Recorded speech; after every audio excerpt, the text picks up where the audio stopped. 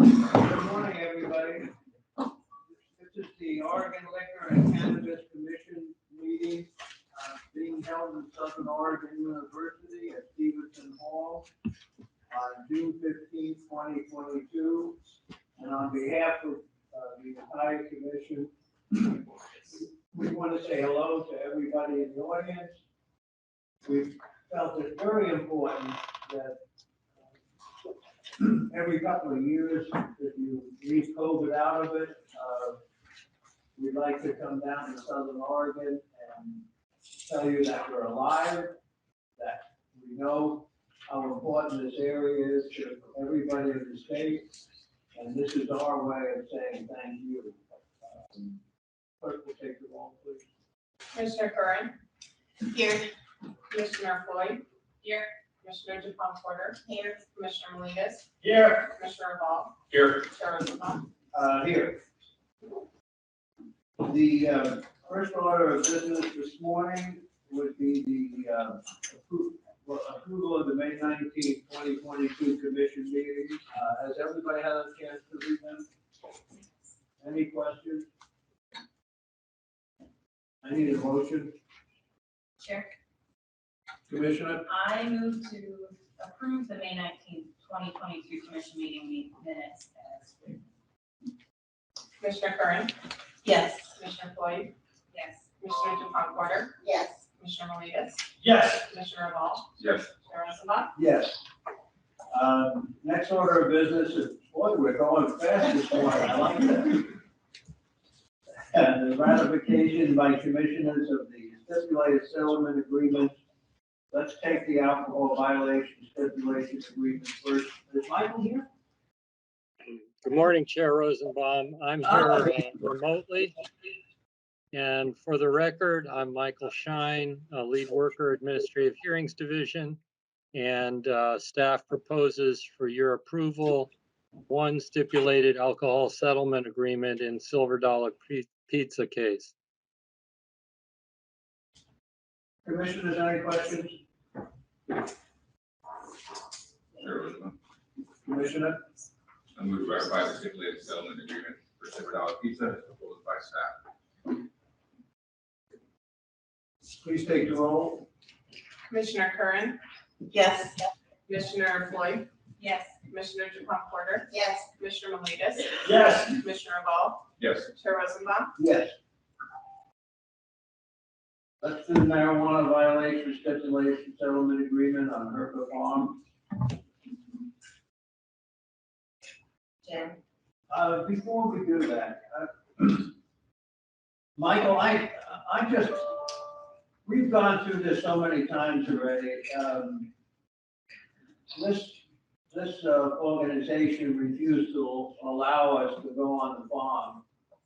And it's a category 2 violation. Kim, I don't know, will you give us your thinking that if a organization refuses a police officer or a member of the OLCC to come onto the farm for an inspection, why is it only a category 2, and what's the thinking behind that?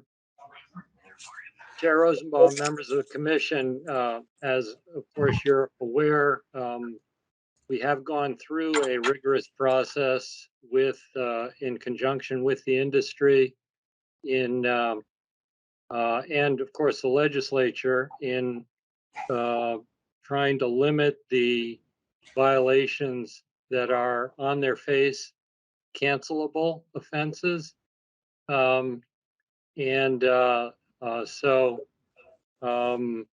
So under the guidance of the legislature in SB 408, there are particular limitations when there's suspected diversion, when there's lying to the commission, when there are intentional violations of various kinds. With respect to this particular violation, it wasn't deemed appropriate to charge it per se as an intentional one against the licensed licensee. There were other parties involved. The licensee didn't have direct control over this. Nonetheless, it's a very serious violation because it operated to prevent the commission from really exercising its appropriate oversight. However, again, because the licensee has agreed to surrender the license, we felt that in the big context of things, we had satisfied the regulatory purpose here because the license is going to be surrendered in connection with this agreement.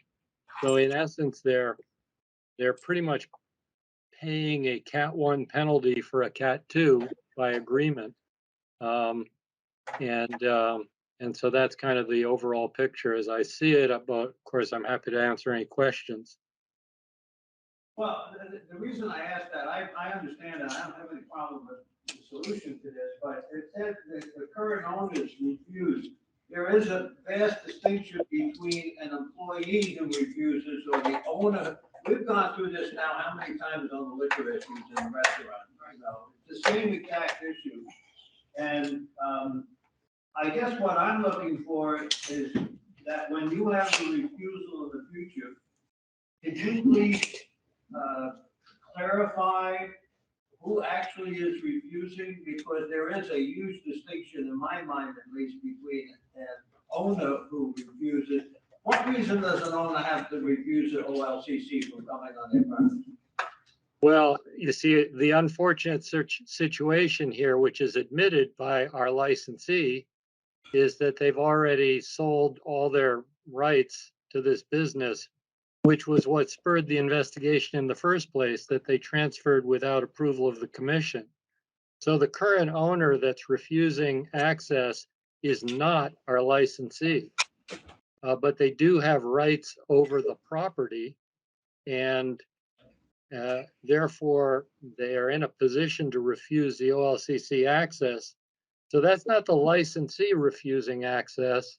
That was the party to whom the licensee sold their interest in the business. I honestly didn't know that from reading. Sure. Yeah. How does this commission revolve? I have a question for you. So we have a current owner of an operation in our jurisdiction, correct? We have I'm sorry, I didn't catch that. We have a current owner, what? Who's under our jurisdiction? The current owner is under our jurisdiction. Yes, that's correct. Well, oh, excuse me. The current owner, no, is not really under our jurisdiction because they're not a licensee. Okay, I can't wait to see them apply. Yeah. Thank you, Mike. Right. Without bringing this up, we don't know. Well, Michael, is the assumption that they're eventually going to apply? I don't think so. I guess I will say this about this particular third party here. They did have marijuana licenses at one point at other locations. I don't know if they currently hold any, but they, according to what we've been told, they have transferred their business model to growing hemp, which is supposed to be, of course, under ODA regulation. As the summary states, we reviewed ODA records. We did not see a ODA hemp grower registration on file for this particular premises. But that's not something that we directly regulate unless hemp is being grown on a premise that's already, licensed for marijuana. Then we have power over the licensee. So I don't expect that. The short answer is I don't expect they're going to be applying for a recreational marijuana license for this premises because they're focused on hemp growing. Yeah, well, they can see which way the wind's blowing. I mean, it's kind of falling more and more under this, so probably behoove them to cooperate, but whatever. If you don't ask questions, you don't get answers, so, I just, whatever additional information you can give us on this in the future, we'd really appreciate it. Okay, I've said enough on it. I need a motion, Chair, Commissioner. I move to ratify the two stipulated settlement agreements as proposed by staff. Commissioner Floyd makes the motion. Commissioner Take the Curran, roll. yes. Commissioner Floyd, Yes. Commissioner Dupont Porter, Yes. Commissioner Miletus, Yes, Commissioner Revolt, Chair Rosenbaum. Yes. Okay, thank you, Michael. Thank you, Chair and members of the commission. Our next order of business is a cannabis panel for our specific education on the local business operating environment. And it's made up of legislative Senator Jeff Golden, Representative Lily Morgan, Representative Kim Wallen, and Representative Pam Moss. And members of the legislature, will you please come up? Good morning.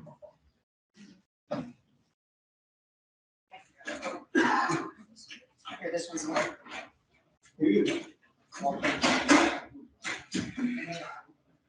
You should be welcoming us, but we're welcoming. Good morning, good morning. Good morning. And,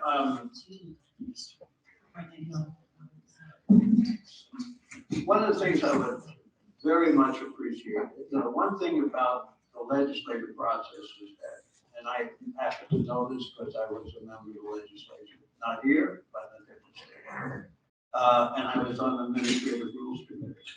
So sometimes when legislators pass bills, and then they give it over to the Administrative Rules Committee, sometimes you can't even figure out what you passed, because by the time they get done with it, it's not anything that you want. And you're smiling because you understand that. I lived through that for many, many years. So one of the things I would particularly appreciate is that if you, in your comments to us, tell us how well you think the legislation that was passed is doing, but more important is what, if anything, we can do too, and what are your frustrations, if any, on what's happening.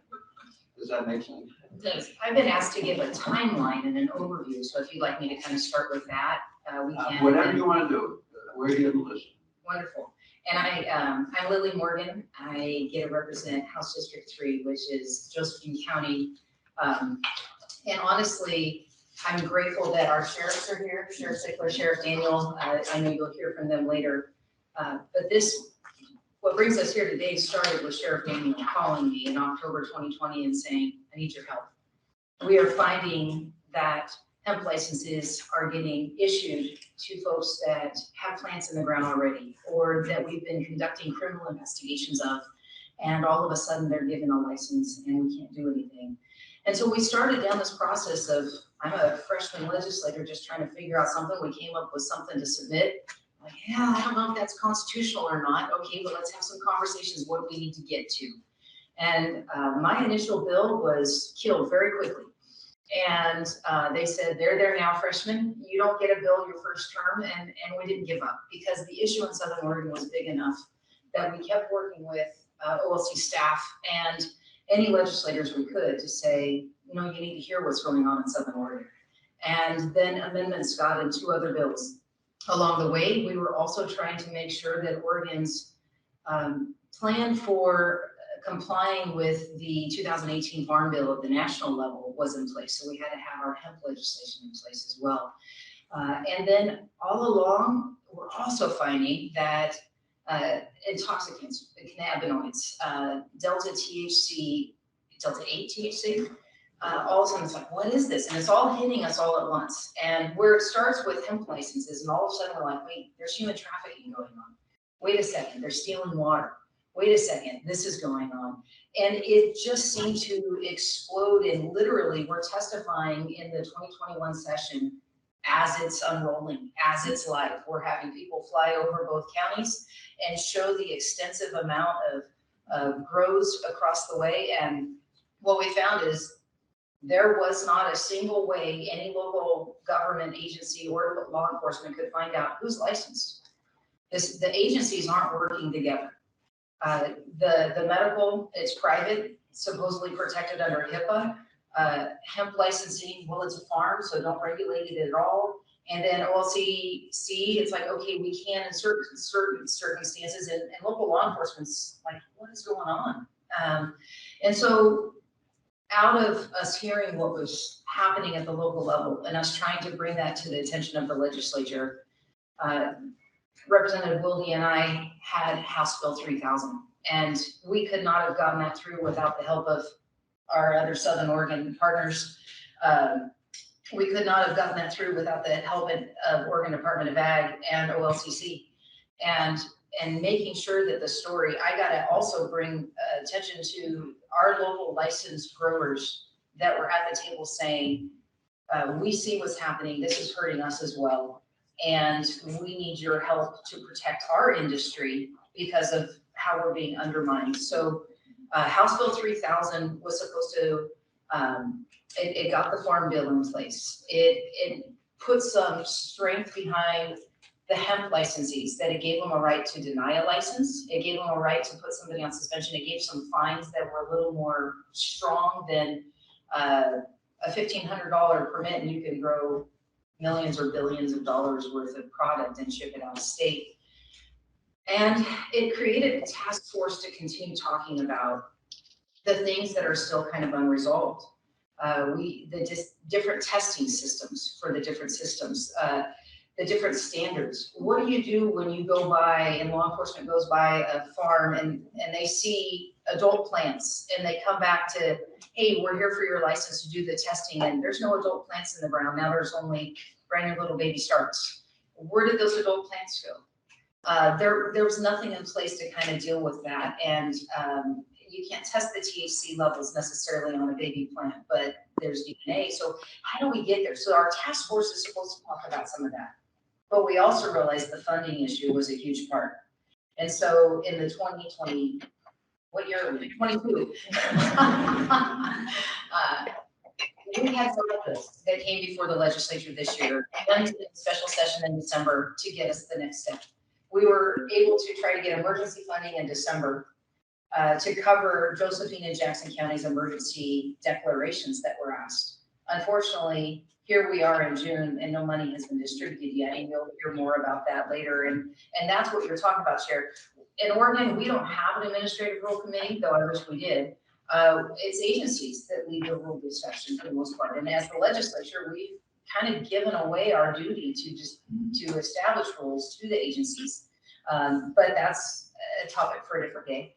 But this year, we were able to, as part of the funding in December, make sure that there was money for the community-based organizations that would help with the labor trafficking, the human trafficking, the sex trafficking that is going along the illicit cartels. The water theft. When I have a farm in my community, a ranch literally, that has the oldest water right, and they are surrounded with grows from 4 different countries, and their water keeps being diverted, and they go out to inspect it and they're told don't come back with force.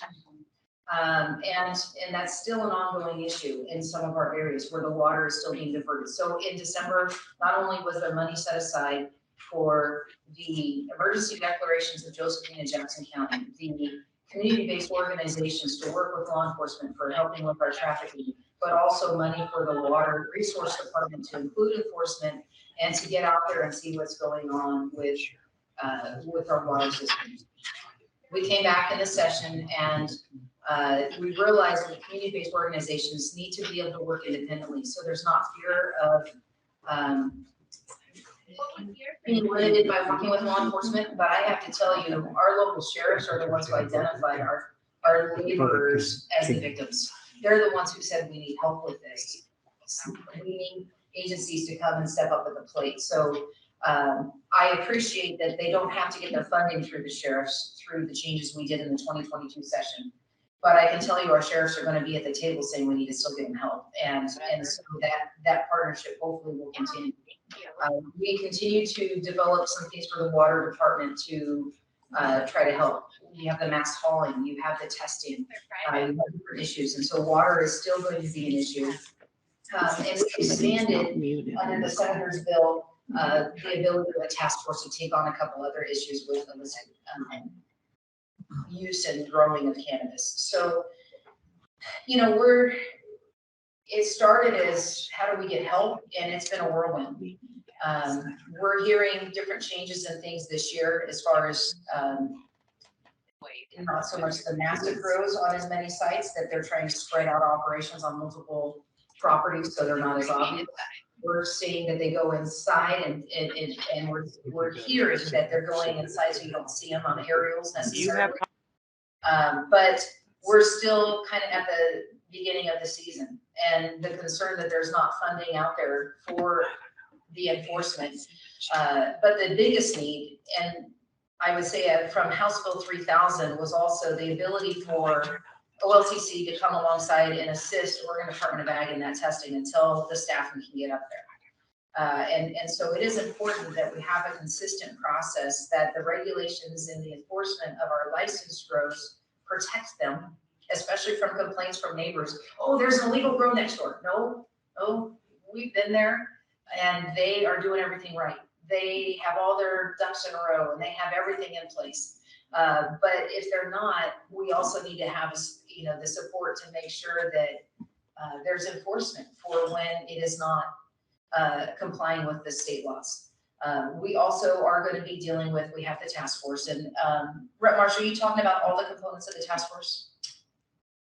Whatever we have time for. I will stop, so there's time for the others. But that's kind of the timeline of what got us here. It started with House Bill 3000. We had several more bills this year to get us through. Rep. Wallen led the charge on her committee as far as from our side, and this team of Southern Oregon legislators, really, we've had to work together to get this word out and to get the help. So thank you for coming to Southern Oregon. Thank you for being here. I look forward to you getting to see some of the sites that you oversee and the relationship that we as legislators can continue to build with you as partners.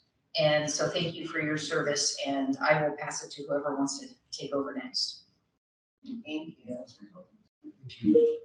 Chair Rosenbaum, members of the commission, I'm Jeff Golden. Welcome to Senate District 3, which I represent from the Oregon State Senate. That's Ashland, New Medford, and Rickford, Jackson County. It means a lot for us that we come down here. Just very quickly, we've got amazing staff, but the person in the last year and a half who I dealt with the most has really helped bring parties together in a constructive way is Rosie Shack.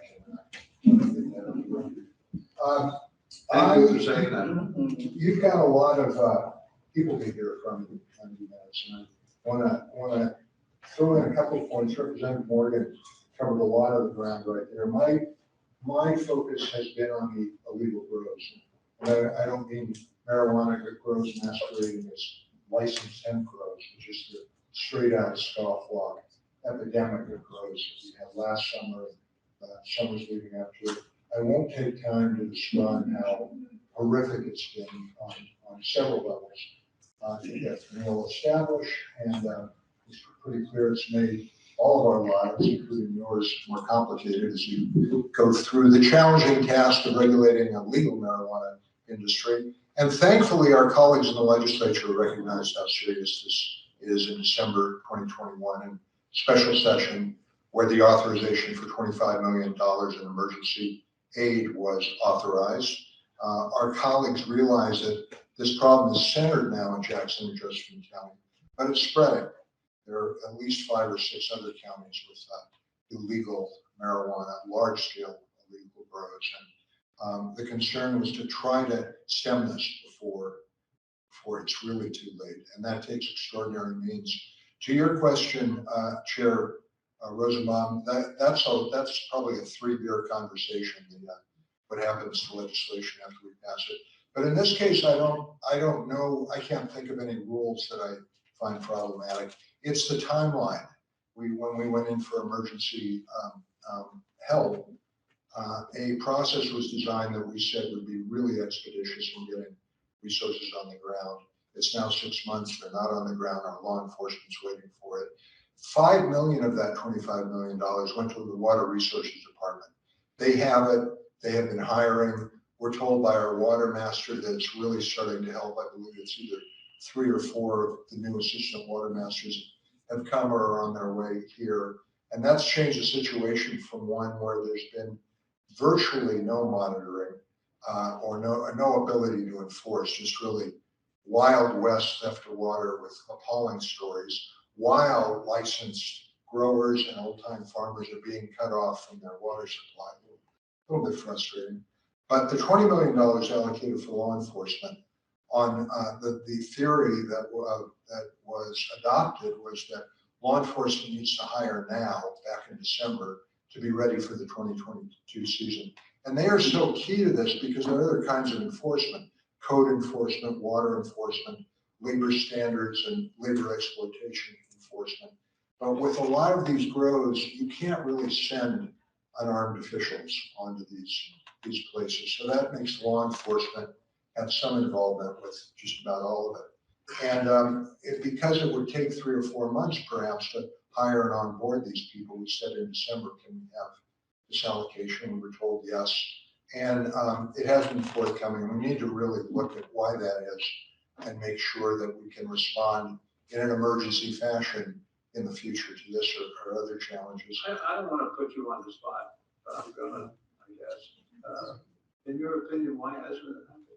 Well, I've had a couple conversations, and the short answer is I don't know, but I'm told that another bill, a somewhat associated bill that we passed in regular session in 2022, had agency lawyers say, you know what, this kind of affects this grant program from the December allocation, so let's let it get signed and implemented before we do anything more on the grant program. So that was like a 4 or 5 month delay that we had no idea would happen. That's my understanding. Was this a ruling from the Attorney General's office? I believe it was from the DOJ, yes. And the other bill, what was the subject matter on that? I knew a few days ago, and it was fairly minor compared to, with the expansion, was it 1564? Thank you. Rep Morgan referred to it for the So what they're community. saying is that on a $6 million humanitarian aid bill, the interpretation is you hold up the 20 million for law enforcement until they solve that issue. I can't elaborate. I'm not sure. Yes. I'm not sure what that That would doesn't be. make any sense. Well, We need a after game report on this to figure out. that's an administration issue, honestly. We as the legislature pass the money. It's then up to the administrative agencies and the administration of the state to get it done. And so we allocated it. We have to see how it gets followed up. So can I ask a stupid question? If you have something like that, do you question the DOJ or ask for an opinion on it or something along those lines to speed it up rather than sitting on it? Is there a mechanism? I'd be guessing. We really deal very little directly. We have our own legislative counsel that we look to advice and have very little interaction on our legislation with DOJ. I can see why implementing agencies would have to. So I'm not. We're sitting here saying, this is silly. I mean, in my head, I can't talk for anybody else, but in my head, I'm saying, this is silly. Mr. Chair, You're sitting here with $20 million that you desperately need. You had it 6 months ago, and you don't have it yet. Mr. Chair, I can go director of the Criminal Justice Commission in San Fran, who's been in charge of dispersing that money, is on a later panel. And he might be the best person to ask Okay, those questions. and if I may, Mr. Chair, I just want to leave with you that this has been frustrating, but there's a larger challenge, and that is sustained funding for this problem. And there's been a fair bit of discussion. There was a bill 1564, as Rep. Morgan said, added some responsibilities to the House Bill 3000 task force as if they didn't have enough already. But one of them is to try to come up with suggestions for ongoing funding. because of the December funding was considered one-time funding, and we have to come back and do something. For the interest of time, I won't go into the 2 or 3 kind of proposals that are floating out there, all of which are difficult to implement. But you know, what we're trying to do here is establish, first in these 2 counties and then statewide, a credible enforcement infrastructure, so that these folks who come to take advantage of the state don't find us easy pickings anymore. And that'll happen if we sustain the funding. It won't happen next year or the year after that. It took a while to get in this hole, and it's going to take a while to dig out. But I really have a concern with, you know, everything else, all the other challenges facing the state, that we find adequate funding. It's in the low tens of millions of dollars per year to do the comprehensive water, labor, code, and legal enforcement to make us inhospitable to illegal cannabis growing, so that we can get on with the business, among other things, of legal cannabis growing, which has so much economic potential for the state. I'll leave it there for now. And again, thanks so much for coming to Jackson. I just have to say one thing, that I've had plenty of experience on this in the past, believe me, I have. And the people who are coming in here and illegally growing, if you don't think that they are completely cognizant of everything that's going on here, I got a bridge to sell you in Brooklyn, because they know what's going on. And when you don't get the funding for it, they're aware of that, and that puts you back another year or 2. And if you don't get consistent funding on it, they just sit there and say, "No, we're going to do it." I think you're exactly. I know I am, because I've had that experiences before. So I'm just sitting here listening, and it's frustrating. So I guess I'll go next. Good morning. I'm Pam Marsh. I'm the state representative for District 5. Welcome to District 5. I live about 3 blocks down the road, so you're at my neighborhood university. We are very happy to have you here. And I want to say I'm proud to sit here with this great group of Southern Oregon legislators who really have stood united in a very bipartisan way to try to get resources brought to the issue of illegal grows. Certainly, Rep. Morgan deserves a lot of credit for being the harbinger of this, really fighting the issue very early on when the rest of us weren't seeing what the issue amounted to. And Senator Golden, who really fought hard, in particular during that December special session, to bring resources to this problem. So we are very grateful for their leadership and the partnership of this group as a whole. I'm here because I serve as chair, and Rep. Morgan is my very able vice chair of what's known as the Task Force on Cannabis-Derived Intoxicants and Illegal Cannabis Production. It's a big mouthful. I call it the HB 3000 Task Force.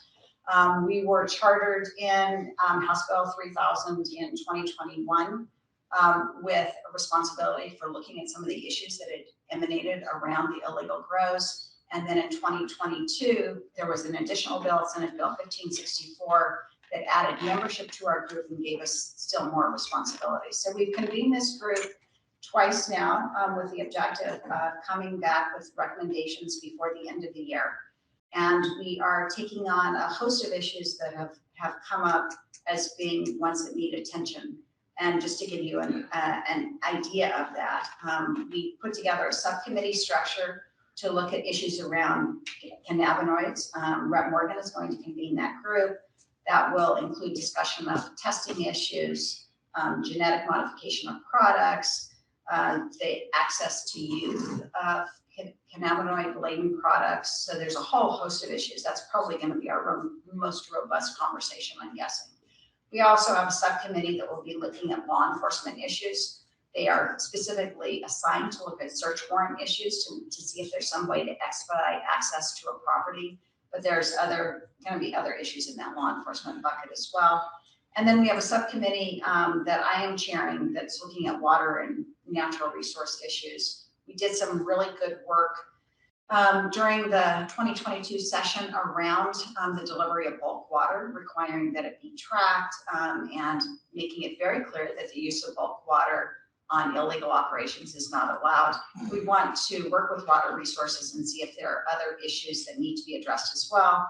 Additional natural resource issues that we may look at are just the degradation to land that's occurred as a result of those illegal grows with both pesticides and after the crops leave, the acres and acres of plastic and junk that's left on our, what would have otherwise been pristine farmland.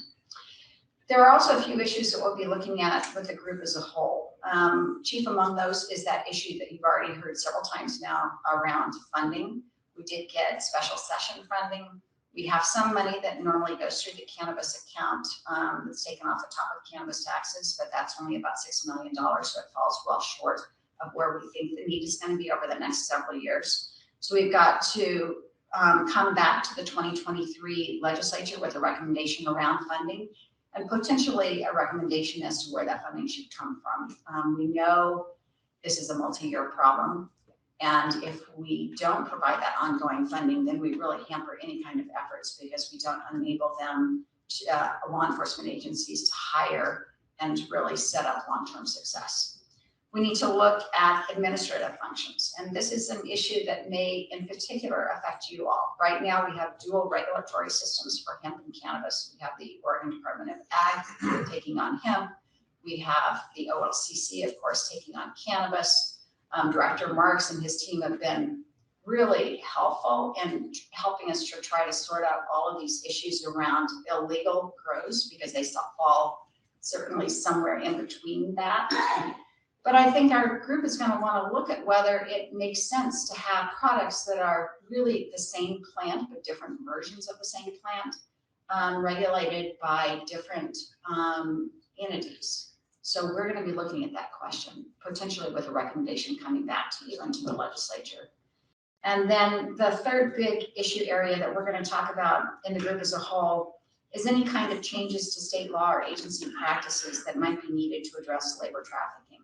Certainly, we've heard from law enforcement and everyone who has gone onto one of these sites horrifying stories about the state of the labor on those sites. Very little sanitation, sometimes kids on the land. When grows are busted or dissolved otherwise, very often those workers find themselves on the street without a penny in their pocket, not having been paid, and with very little understanding of the surrounding communities. You're going to hear more about that from some people later on today who are really working with those individuals. And we were very proud in the 2022 session to get $6 million that will be allocated in its own grant program through the Criminal Justice Commission to organizations that are working on the ground. They're going to be gathering that data. We're going to talk to them, and we're going to talk to the Department of Justice and try and figure out whether there are any changes that we should make to make sure that our humanitarian efforts and our efforts to really police labor trafficking, sex trafficking, see if those need to be buttressed. So those are the big subjects that will come to our group. And then obviously we'll be reviewing everything that comes forward with the subcommittee with the idea of gearing up legislation for the 2023 session. So again, thank you for being here. Of course, I don't know what time we have. No, yeah, don't worry about the time. Okay, happy to answer any questions if you have them. That is dangerous thing to say. It's all right, we'll cut you off if we have to. One, yeah, go ahead. So I do one question to give my ignorance, but it just seems so obvious to me. Could you answer who specifically or what entity specifically is able to release the 20 million funds so that we can do your job like tomorrow? I'm Kim Wallen, Representative Kim Wallen. I represent Medford. Medford is a city of about 80,000 people, and our districts are about 75,000, so I have most of the city of Medford. I do not have the agricultural land in my district, but it affects, all of this affects the city because people come into the city for resources and so forth. I got involved. I'm going to talk about, so you've heard a lot about the big overview. I'm going to talk about some of the details that make it tricky, which to your question, we gave the money in that special session in December to the CJC, the Criminal Justice Commission, because we were told that would be the most effective way to get the money out to the right people the quickest. That is why we did a grant program to them. It hasn't materialized exactly the way we thought it would. And in addition to that, it is sort of one-time funds. It takes a year to get a police officer up and running.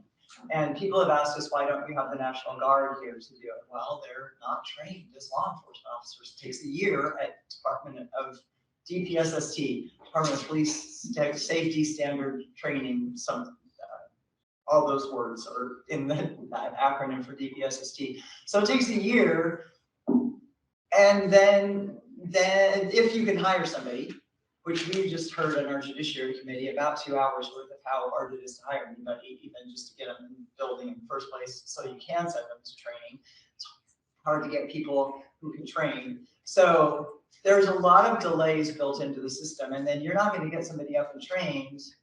No one's going to take that job if the funding's for only a year or two. So that's the ongoing funding part of it that we still have to figure out. Measure 110 scraped a lot of the marijuana money that was designed for enforcement.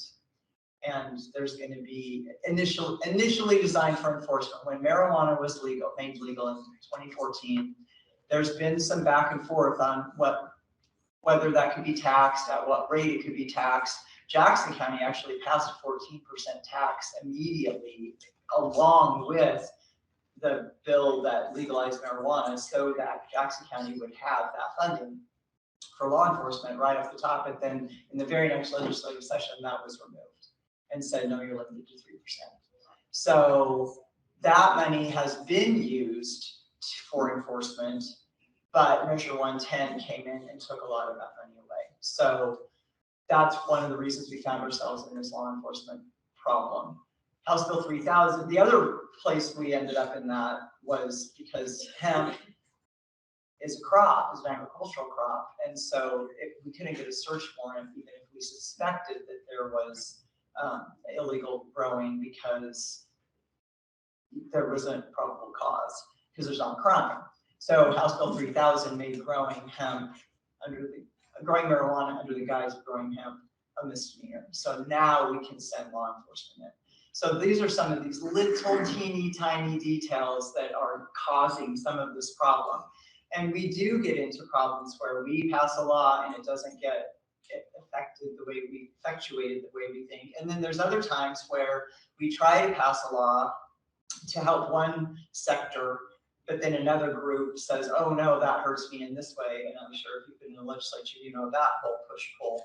So for example, we had a provision in one of the bills that would have allowed a lien to be placed on the property if the landowner had leased to a bad actor and had racked up a lot of fines for code and land use violations and so forth. That could be liened. In some counties have that provision in the ordinances anyway, but other counties don't. And so that got a lot of people very exercised, and they did not want us to put that in state law. So that lien provision exists in some places and not others. So there's a bit of a patchwork there. Some counties will consider the hoop houses and the illegal marijuana as contraband, and they will destroy it. Other counties will say that the forfeiture procedure is too long and they won't do it. So there's a little bit of local flavor that gets brought in. I heard this morning that there's some problems. I hope the task force takes these on, just with the amounts of cannabinoids that are allowed and how that's working out and what's actually on the shelf versus what you can grow. And we did a hemp license moratorium for counties that have declared a cannabis emergency. So only current licensees can get renewals of their licenses. We shortened the window. You have to do it within a certain framework now. It used to be open year round. So, but that was a push-pull, because that hurt some people, and that was a controversial provision. That was one of the reasons we put it down to only counties that had declared cannabis emergency. But it still has the effect sometimes of hurting licensed legal growers, and that ultimately is who we want to protect, along with the people who are, we want to protect the people who are being trafficked. So I did see an email yesterday, and I'm sure Sanchigran can cover this, Director, when he is here, that today is the day they're supposed to decide who the grantees are for the $20 million. So hopefully we're going to get an answer today on that. It was intended to go to mostly Jackson and Josephine counties, but again, that limitation on the one that's only It's not long-term funds, so we have to figure that out. That, as a legislature, we do have to figure that out, and we're gonna have to figure that out in 23. We know that. There's going to be huge turnover in the legislature, about 40%. So you're gonna have a whole bunch of people that we're going to have to explain this all to and get up to speed on it. So there are challenges ahead, but I guess the point is that we're here and we know it and we're working on it. If there was one other thing I would add is, as part of House Bill 3000 and the task force, Oregon is the first state that put a ban on the synthetic cannabis products being sold in the supermarket. So the intention of protecting our kids and hearing from medical community, hearing from other folks about, actually this afternoon, you'll have an opportunity to hear from an individual in person that was given something that just had hemp on it and had an adverse impact from the intoxicants and didn't know he was getting an intoxicant. And so that's part of what we're trying to protect.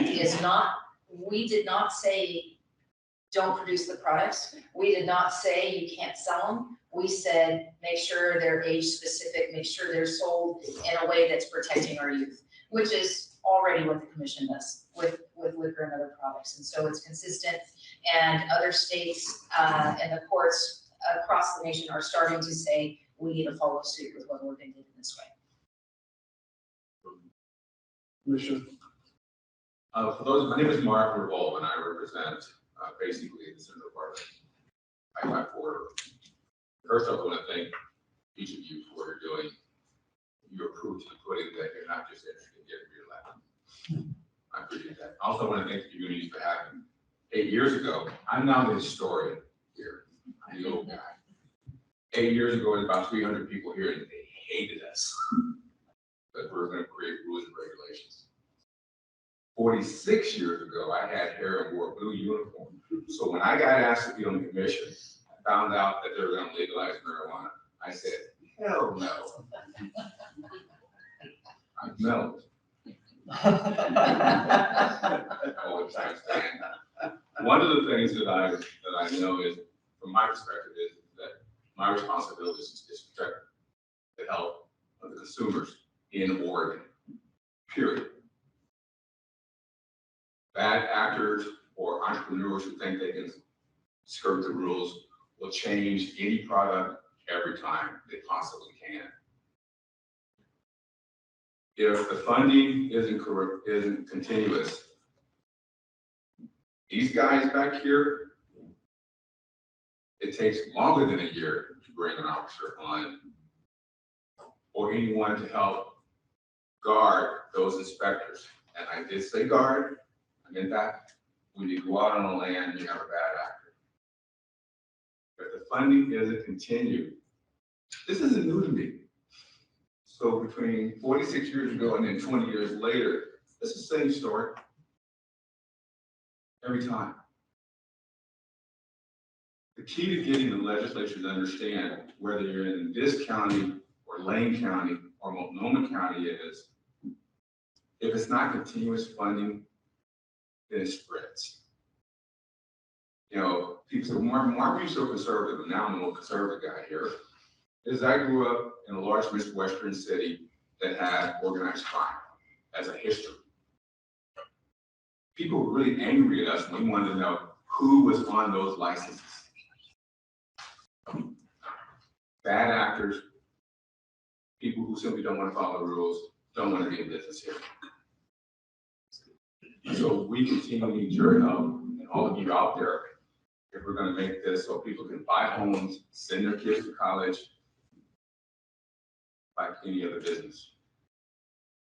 So I get frustrated because prior to being sheriffs for like 5, I was still running around in a jumpsuit, pajamas. But we need your help continuously because it's not going to go away. They'll simply move to another county that doesn't have a narcotics team. And there are very few of those around. So thanks a lot. I'll be quiet the rest of the day. Any other questions? I have a few. Oh, I'm sorry. Commissioner Curry? Well, Chair, I just wanted to make a comment that I think when we've been dealing with this, that it seems like it's a problem that's easy to identify and that, I mean, I haven't met anybody who doesn't think that this is a huge problem, that's something that needs immediate attention and that we absolutely need to do something about it. And so I don't know, you know, when I listen to some of these things that Chair says it's silly that are going on, I mean, I think that we can all agree that we're getting caught up sometimes in the bureaucracy of things. And I don't know, I don't want to be part of that problem. And so I just want to make sure, one of the questions I can ask today, what can we do? Is there something that we can do at our level to try and push things through or to use our platform in a way that can help you? So is there anything that we can do? Go ahead.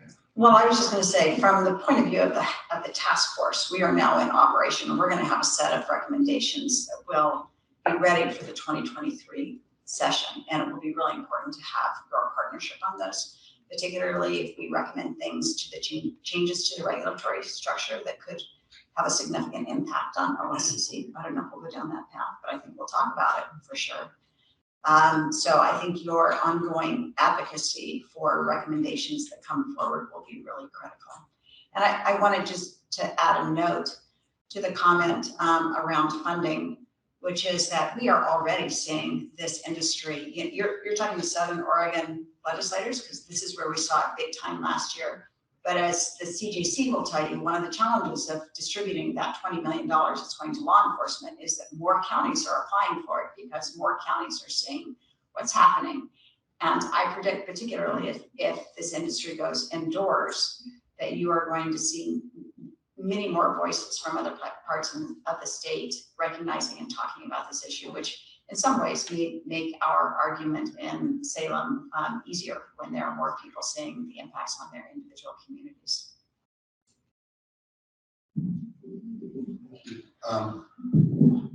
Chair Rosenbaum, Commissioner Kern, thank you for that really important question. We are all emphasizing the need, and your awareness is very high, of strong, sustained funding investment in this program. We don't know how long. 1 or 2 biennium at a minimum, I would say. And I agree, Commissioner Curran, I haven't met anybody who says, well, this isn't really serious either. But the state is looking at basically the need to sustain a lot of the investment that we made the last couple of years with the help of federal funds and some urgency. So I don't know how heavy a lift it's going to be. I think everybody's going to say, yeah, we should fund that. But I don't know how it will fare actually. And I would just say that you folks, as the ones with the responsibility, the governing responsibility, is such an important piece of this whole challenge, would be wonderful allies in suggesting the legislature that the rest of the legislature that this really needs the highest priority for Oregon's in some deep trouble going forward. You should invite us. You got a whole new group of people coming in there. Thank God, hopefully the 4 of you will be there. And you already have the experience. So you're gonna have to start making your points now and getting ready for what's coming. And so invite us, invite members of the commission to testify in front of you to help you. Don't invite me, invite them. You, Commissioner, you were first on my list. Well, and honestly, it's not just as easy as saying legislature give money, to be honest. In our judiciary committee a week and a half ago, we heard the amount that Oregon State Police confiscated in fentanyl dosage units in 2020 was 27,000 units. In 2021 was 482,000 units. Our legislature, and for me, I struggled with the ballot measure 110 allowing the money from the Measure 91 funds to be diverted. That's a huge issue with addiction and treatment and behavioral health statewide. I know they're trying to make sure there's enough resources there. And yet at the same time, we're dealing with drug trafficking organizations that are victimizing and literally illegal slavery in Southern Oregon is outrageous. And so the money that was from the industry to make sure the industry is protected, regulated, and the enforcement is there has been diverted to other things, but the voters passed that. And so the balance of that. So it's not just quite so simple as, oh, legislator fund this, because they feel like we're then taking it away from these other areas that are also a serious issue. So it is incumbent on both of us to tell the story and how it's impacting and how this is just as relevant and just as important in the safety of our communities. And so I appreciate the offer to invite you, and believe me, we will. And I think the other thing that we have to deal with is not siloing these conversations. And so when you have behavioral health talking about this one and judiciary this one and whatever, other committees, they're not always seeing the big picture of how this all interrelates. And so we have to make sure that we're at the table in all of them and having that conversation. So, thank you. Mr. Chairman. Thank you. I just want to point out that we're running considerably over time here in the What next. politicians talk too much? And the next panel, I rarely, I would never do this to legislators. But the next panel is going to go in, and we have Ken here to talk about the criminal justice funding. We have the humanitarian issues to be followed up on. So I think you'll have some additional opportunity to hear, but I didn't want to interrupt. I just want to let you know this is I appreciate that, but I got some questions I'm gonna ask whether anybody likes it or not. I knew that would happen. I have two questions and two statements, and then we'll cut it off. First question is, it's all funding. Commission, Representative Marsh, in your head as chairman, and knowing that there may be additional counties, do you have a ballpark figure of what your yearly funding is going to be needed in the future? So That is, yes, Chair, that is a really good question, and frankly, the first big issue that we're trying to address, and we have asked for help from that, on that question from Ken from the CJC, who you will be hearing from, because we want his assessment in looking at the applications, which vary quite a bit across entities given the amount of time the time frame that they're asking for. So if you evened out the time frame requests, what would it take just to maintain what's being asked for in this biennium, in the next biennium? So we're going to drop on his analysis of the applications that they've gotten so far. We are also in each one of our meetings asking for a report from the ground. So we're hearing from sheriffs and water masters and other people who are on the task force about what they're seeing in the community, so that we'll have some way to kind of make a judgment as to what's going on out there and what resources, how effective our resources are being, or what additional resources might be needed. So we're starting with doing the due diligence to try to see if there's some sort of data that we can look at to sculpt that request. So I think the sheriffs who are here, well, I know the Jackson County Sheriff has done a detail of what he thinks. Good. And the second part of that question is, I don't know the answer to this. On the 110 funding, is because of the way it was passed, is there any chance to amend that in terms of looking at it? It takes 31 votes in the House, 16 votes in the Senate, and the governor will sign it. Yes. So you got your test. Right. All right. And two statements quickly. One, the different testing systems to me is a big problem. And when you look at your solutions in the future, I'm not getting into any specifics, but look at least combining that to where one organization has the testing on it. And then you have to figure out what that best organization is. Second, which to me is the most important thing, is on consistency, because every one of you talked about consistency in terms of what the product is and so forth. If you could think about putting together a task force and collecting data on that consistency, you will solve a hell of a lot of problems in the future for yourself. That becomes complex. There are people who know how to do it. will be, I for one would be very helpful and happy to help you on that. So if you want to have a conversation to follow up, I can give you some really good suggestions how to take the data of the consistency and help everybody on that. And not only that, but create a revenue source for the state of Oregon. Conversation for you. Happy to have that conversation. I'd like to, because it's so bit frustrating when you have no idea. Thank you very much. We appreciate it. Thank you. Thank you. Thank you very much.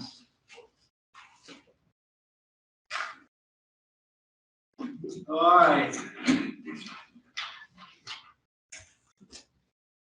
Our next group is the Oregon Department of Agriculture and Criminal Justice Commission. Kathy Kesey and Mike Orthendahl and Jonathan Sandow. Is that, are we going right on this? Mr. Chairman, I'll just say here that these are tremendous partners with ours. I saw the Unite proposal as part of the grants that are in front of the Criminal Justice Commission, and that was very comprehensive. Thank you for doing that work so quickly for Ken's process. Ken is a hero here. He's taken on the heat to get the grants out.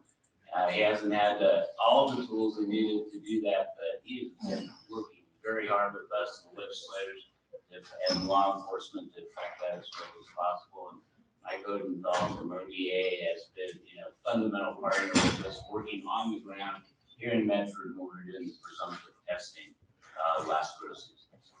Thanks, Steve. Good morning. Good morning, Chair Rosenbaum, members of the Commission. For the record, my name is Ken Sanchard, and I'm the Director of the Oregon Criminal Justice Commission. I'm here to talk about the grant, which we've heard a lot about over the last hour. The grant that we are discussing today is called the Illegal Marijuana Market Enforcement Grant. It was originally created in 2018. It is a statewide grant program that is designed to, it was originally designed to fund law enforcement and local prosecutors for marijuana interdiction, with a focus on rural areas, organized crime, large-scale grows, and the diversion of marijuana outside of the state. This program was originally a very small program. I mentioned it statewide. It was originally funded with $3 million. And while it was statewide eligibility, the lion's share of that funding always went to Southern Oregon. In fact, our only grantee outside of Southern Oregon was Deschutes County. This program has gone through many changes in the past few years, and I'll offer some clarification on some of the questions that you all have had over the past hour. Great. So in 2021, during the second special session, Senate Bill 893 infused $20 million into this program. The intent, as we understand it, was to provide funding primarily for the emergency that we see down here in Southern Oregon. But again, it was routed through this statewide grant program, which means that we would have to have a process to make that award. In addition, in 893, we were given a new legislative priority, which was to address the humanitarian crisis that is occurring associated with workers, especially trafficked workers, on these roads. And so following the passage of that legislation, we did need to go into an administrative rulemaking process. The primary thing that we had to do there was to define the extent to which, or define humanitarian crisis, so that we knew what we were funding and what we were going to address. In that original legislation, the way that the humanitarian crisis was intended to be addressed was that our grants would still flow through local governments, law enforcement, and that there would be a priority put on applications that included funding that could be passed through to local community-based organizations for the humanitarian aspect. The issue that has delayed the awarding of that funds is that during a short session in 2022, there were a couple of different legislative attempts that were made, and one that came to fruition to make additional changes to the program. The one that came to fruition was House Bill 4074. And in 4074, as has already been mentioned, one thing that was done was an additional $6 million was put into the grant program for community-based organizations, and that was earmarked only for those CBOs. However, the eligibility requirements for the entire grant program were also changed. And that was because the legislature recognized the importance of ensuring that community-based organizations did not necessarily have to have their funding passed through local governments or local sheriff's offices. And so the eligibility for the program was expanded to include CBOs as an individual eligible grantee. And so it's correct what has been mentioned so far, that while this process was underway, the advice that we received from our Department of Justice attorneys was that if we made grant awards while that legislation was pending, that changed the eligibility requirements for the entirety of the statewide program, that we would have to start our process completely over. Because what that would do is it would retroactively make community-based organizations eligible as individual applicants for the $20 million, in addition to the $6 million that was earmarked for them in the legislation that was pending. And so upon the passage of that bill, it was signed by the Senate President and the Speaker of the House on March 8th. It was not signed by the governor until April 15th, and that was when we were statutorily able to begin to award that money in the way that it was changed in 4074. Since then, we've tried to run as fast a grant process as possible, and we have awarded the $6 million to community-based organizations. And as was mentioned by Representative Wallen, we have a meeting at 1 o'clock this afternoon to make the law enforcement awards. We completely agree that this is a process that has taken too long. However, much of this has been beyond our control at the commission, and we've tried to do things with our pre-existing grantees. So our pre-existing grantees include Jackson and Josephine counties, Deschutes County, Polk Yamhill, as a consortium. We've offered as much flexibility with their existing funding as possible to allow them to begin to ramp up with the expectation of their awards that are coming through in this next cycle that will hopefully end today. Very good. I mean, that clears up a lot. Any questions? It's got to be frustrating. I mean,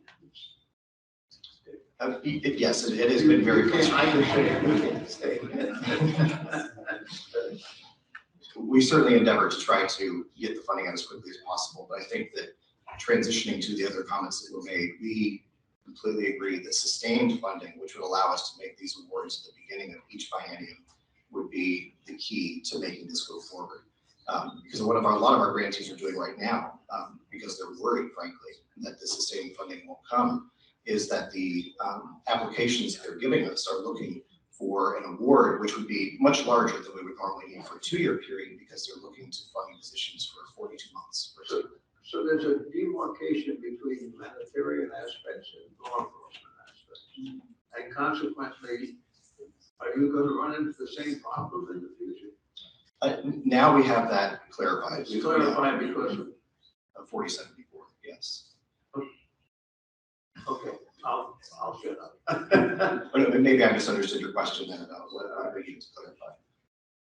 So, Chair, so as of this afternoon, law enforcement will be able to do their job, right? Because you're gonna release the funds, correct?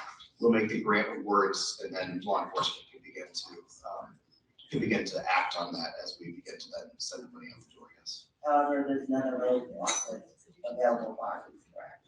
That is correct. Law enforcement has faced pretty significant hiring challenges over the past few years.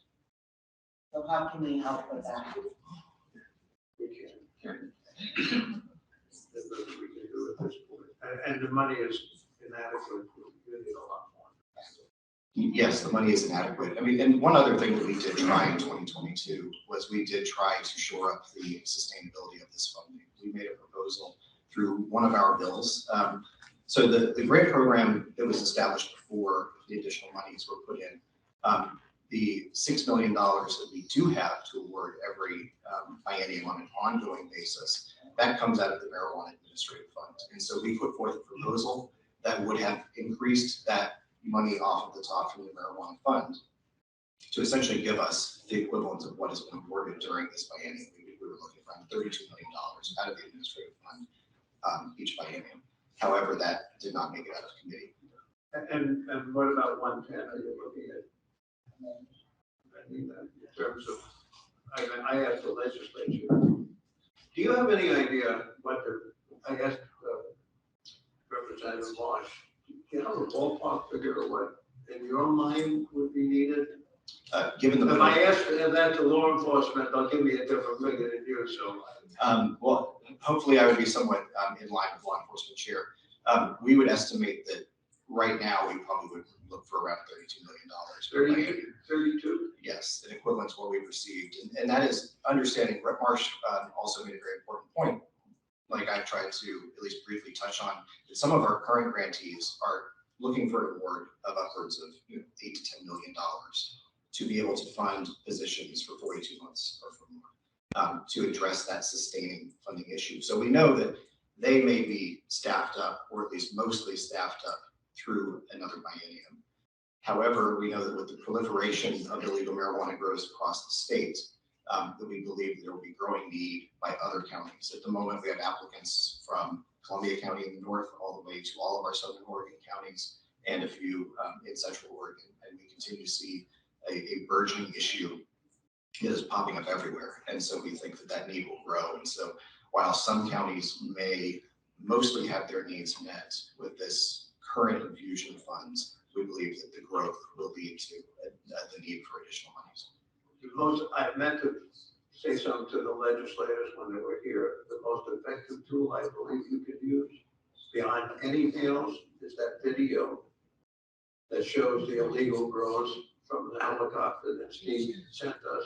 That's incredible. In terms of getting what the picture is and what the problem is, that is, to me, a wonderful selling point. I completely agree. Thank you. Who's next? Thank you.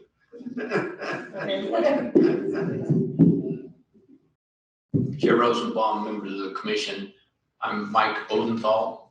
I'm the hemp program manager for the Oregon Department of Agriculture. As our legislative team from down in this part of the state mentioned in their talks, the moratorium that they passed, the ability for a county to ask for a moratorium did take effect for us this year. 3 counties asked for moratoriums, Douglas, Jackson, and Josephine counties. Because of that moratorium, we could not issue a new license to growers. The other thing that, for new growers, the other thing that came of that is we have seen over the years, every year, a particular grow operation may change their name, their business organization. Well, if they change their name this year, that becomes a new application and we can deny that. So even if they're continuing to operate, at least using their name from previous years, and so we can build an enforcement history with those guys. To date, and I think this is where we're going to end up, we have 31 applications that we've denied due to the moratorium requests in those 3 counties. The other thing they did is they approved the use of background checks for the department. That was partially because of a requirement by the U.S. Department of Agriculture to conduct criminal background checks for anyone that has a felony that's related to a controlled substance. So they gave us that permission. That became more of a roadblock than we thought it would be. We applied immediately upon getting the bill passed last July to be able to conduct those background checks. And estimates were 4 to 5 months. Well, it's now 9 months later, and I still don't have permission from the FBI. Oregon State Police has been working with the FBI, and something's just not right, and we can't even get the answer for it. But we were lucky enough to find a workaround. So we are conducting background checks now that meets we think the intent that the legislator has. But it's not that A+ level that we wanted to go to with the full background check by the FBI. And that delay caused us to not start issuing licenses until the 1st of May, which is a huge delay for us. To date, we've issued 201 licenses. I have 174 pending. And those people are pending their background checks. We just haven't received a background check back from them yet. So that's been a little bit of an issue. Now, our numbers, the application numbers are down about 50% from last year. We had 875 growers licensed last year. This year, with the 201 I've issued and 174, I'm going to be below 400. Currently, as of this morning, I checked, Jackson County has 57 growers licensed. Josephine County has 21. I would expect those numbers to probably double by the time we're done with these 174. And just to give you an idea of where we are. The other thing that we were able to put into place last year was in rural, we limited the amount of time that a grower can apply for a license. We, in previous years, had growers coming in and applying to receive a grower license in September. The department would issue it, and we would immediately find out 2 weeks later they'd harvested.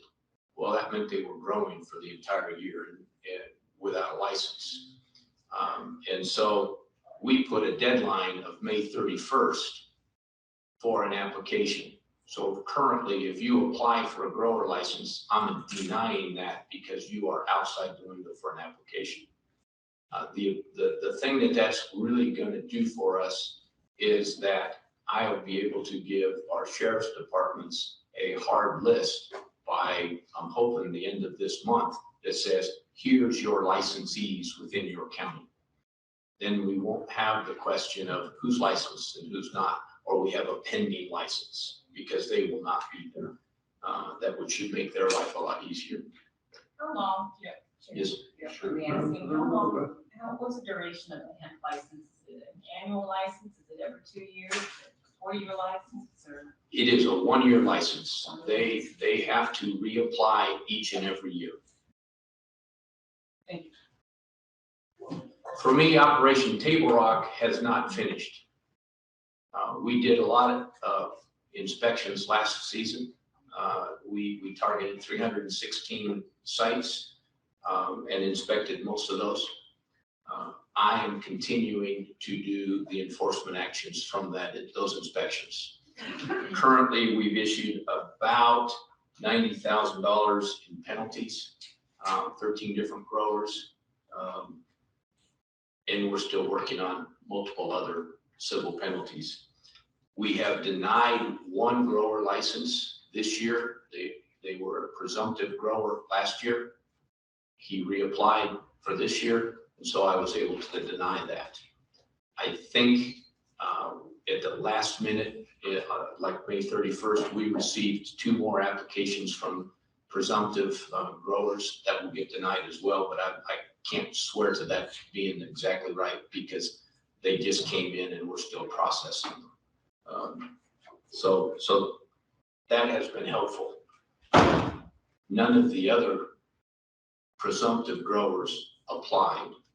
So in that realm, Operation Table Rock has been successful. For a follow-up to Table Rock, we're going to conduct a statewide inspection cycle that's going to prioritize Operation Table Rock growers who need some further follow-up, people that we couldn't get on the property, people who had already harvested by the time we got there. We're going to go see those guys this year. And so we will conduct, again, sampling and records inspections, trying to set up really a regular inspection cycle that this is what we're going to see year in and year out. And so that will be, that's big. We're targeting about 150 operations, and that'll be statewide, distributed based on kind of the percentage of what we see for the distribution of licenses. So I'm expecting about 60% of my inspections will likely be here in Southern Oregon because that's where the bulk of our licensees are. It just makes sense to go that way. I'm going to need to, again, rely on our partnership with OLCC because I'm a small program. I've got 10 people and I can't get it all done without their help. So I'm currently working with our partners, Rich Evans and all his crew, to start developing how are we going to get that done without totally disrupting what they need to get done as well. Because Table Rock did affect what they needed to do on the marijuana side last year. Commissioner? 5 years ago, we had a number of individuals who came to us and testified. They reminded me of my grandfather's farms. They don't look like my grandfather anymore.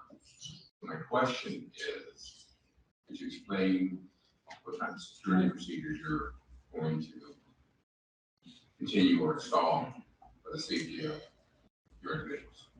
Absolutely. We will use a very similar process to what we used last year.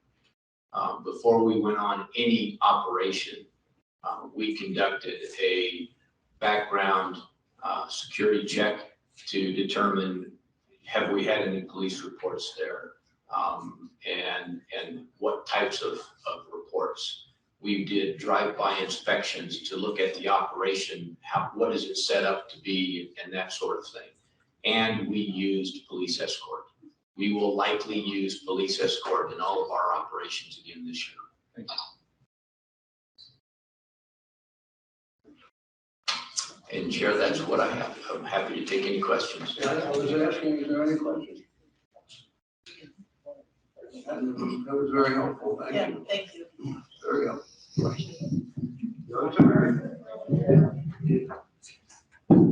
Hi, good morning, Chair Rosenbaum and Commissioners. Thank you for inviting us to be here today. My name is Kathy Kazee. I'm the program coordinator with UNITE, Center for Farm Worker Advocacy. We've been providing advocacy and educational services for farm workers and immigrants here in the Rogue Valley since 1996. And I believe that we're a fairly well-trusted organization. So, I'm gonna put my glasses on, I can't read this. So, with the big drought here in Southern Oregon that we've been experiencing, it's been forcing people who typically would work in agricultural jobs, like in the grapes or in other types of grows, into the illegal marijuana industry, just because there's no other type of employment available. So, in moving into the marijuana industry, a lot of them are here without legal presence, and so they're risking any type of future immigration benefit just because of the fact that in the state of Oregon, marijuana is legal, but federally it still isn't, and because of immigration laws federal, then that will impact them. Not only the undocumented immigrants who are here, but also, for example, if my spouse was applying for permanent residency and I worked in an illegal marijuana grow or any type of even legal marijuana grows, that could impact his ability also to adjust his status to adjust his residency status. So it's a huge concern for families, and they don't want to move into the illegal marijuana grow, but it's really the only option that we've seen around here. So during 2020, we saw high rates of COVID outbreaks in the illegal marijuana grows, high rates of COVID outbreaks. At one point in Jackson County, it was the Latino population makes up about 13% of the population, and there was about 56% of the positive COVID cases. And many of those were from operations where they're working in Josephine County or here in Jackson County. And unfortunately, that was before the vaccines, before anything. They weren't allowed, they didn't provide them with PPE. They weren't able to social distance because where they trim, they're very confined quarters and there's no air filtration or anything going in. They're sitting basically in like kind of like camp chairs, you might call them, all day trimming. And when I say all day, it's like 6 o'clock in the morning till 11 o'clock at night. They're working all day long. They've been promised big money, many times. And many times what we're seeing is it hasn't come through. So with the COVID issues, because our organization also provides RAP services for people who are positive COVID, then we had like firsthand experience working directly with the families. And unfortunately, there were several deaths within those families as well, of people, elderly folks who live in the home, who, like I said, didn't have access to the vaccines and essentially were hospitalized too late. So what we have been seeing recently, in normal year for our organization, we see about 70 wage claims, and that's in a variety of industries. So that could be in agriculture, restaurants and the hospitality industry, construction, things like that. So in the last quarter of 2021, October to December, we had about 200 wage claims from people who have been working in the cannabis industry. And this is not just illegal cannabis. This is also legal cannabis. There's also people in the legal cannabis industry who are not paying their workers or threatening their workers that if they do try and come back for them or ask for their payment, that they're going to call immigration on them, that they're going to harm their families in Mexico or whatever country that they're from. There's a variety of immigrants in the valley, not only from Latin America. There's also several from Asia and other countries around the world. So what we're seeing that with that huge increase in cannabis complaints for wage complaints, what we saw was they're not just owed, $200-300. Some of these people are owed like up to $16,000, $18,000. They've been working an entire year within the industry and they're not being paid. So so frustration for us is that we've helped them file wage claims, the ones who want to. Many of them don't want to file wage claims because the employers, again, they're threatening them because these are vulnerable populations whose English probably isn't their first language. They may be here undocumented, or they may be here working on tourist visas, and so they know that those visas will be revoked if they have any kind of interaction with law enforcement or any kind of state agencies. So they're very hesitant to even come forward and complain in the first place. And then another issue is because these grows are so remote, I mean, literally in the middle of nowhere, which I'm sure that our sheriffs can attest to, they don't know where they are. They're being trafficked up from Los Angeles. Day laborers, hey, you guys want a job? We'll pay you $100 an hour to trim marijuana. Ooh, yeah, that's big money, and there's this rumors that going around, even in Mexico, we've heard the rumors going around that Oregon is the place to go. If you can make it across the border, come to Oregon because they're paying big money here in Oregon. And so they come up here, they have no idea even where they are.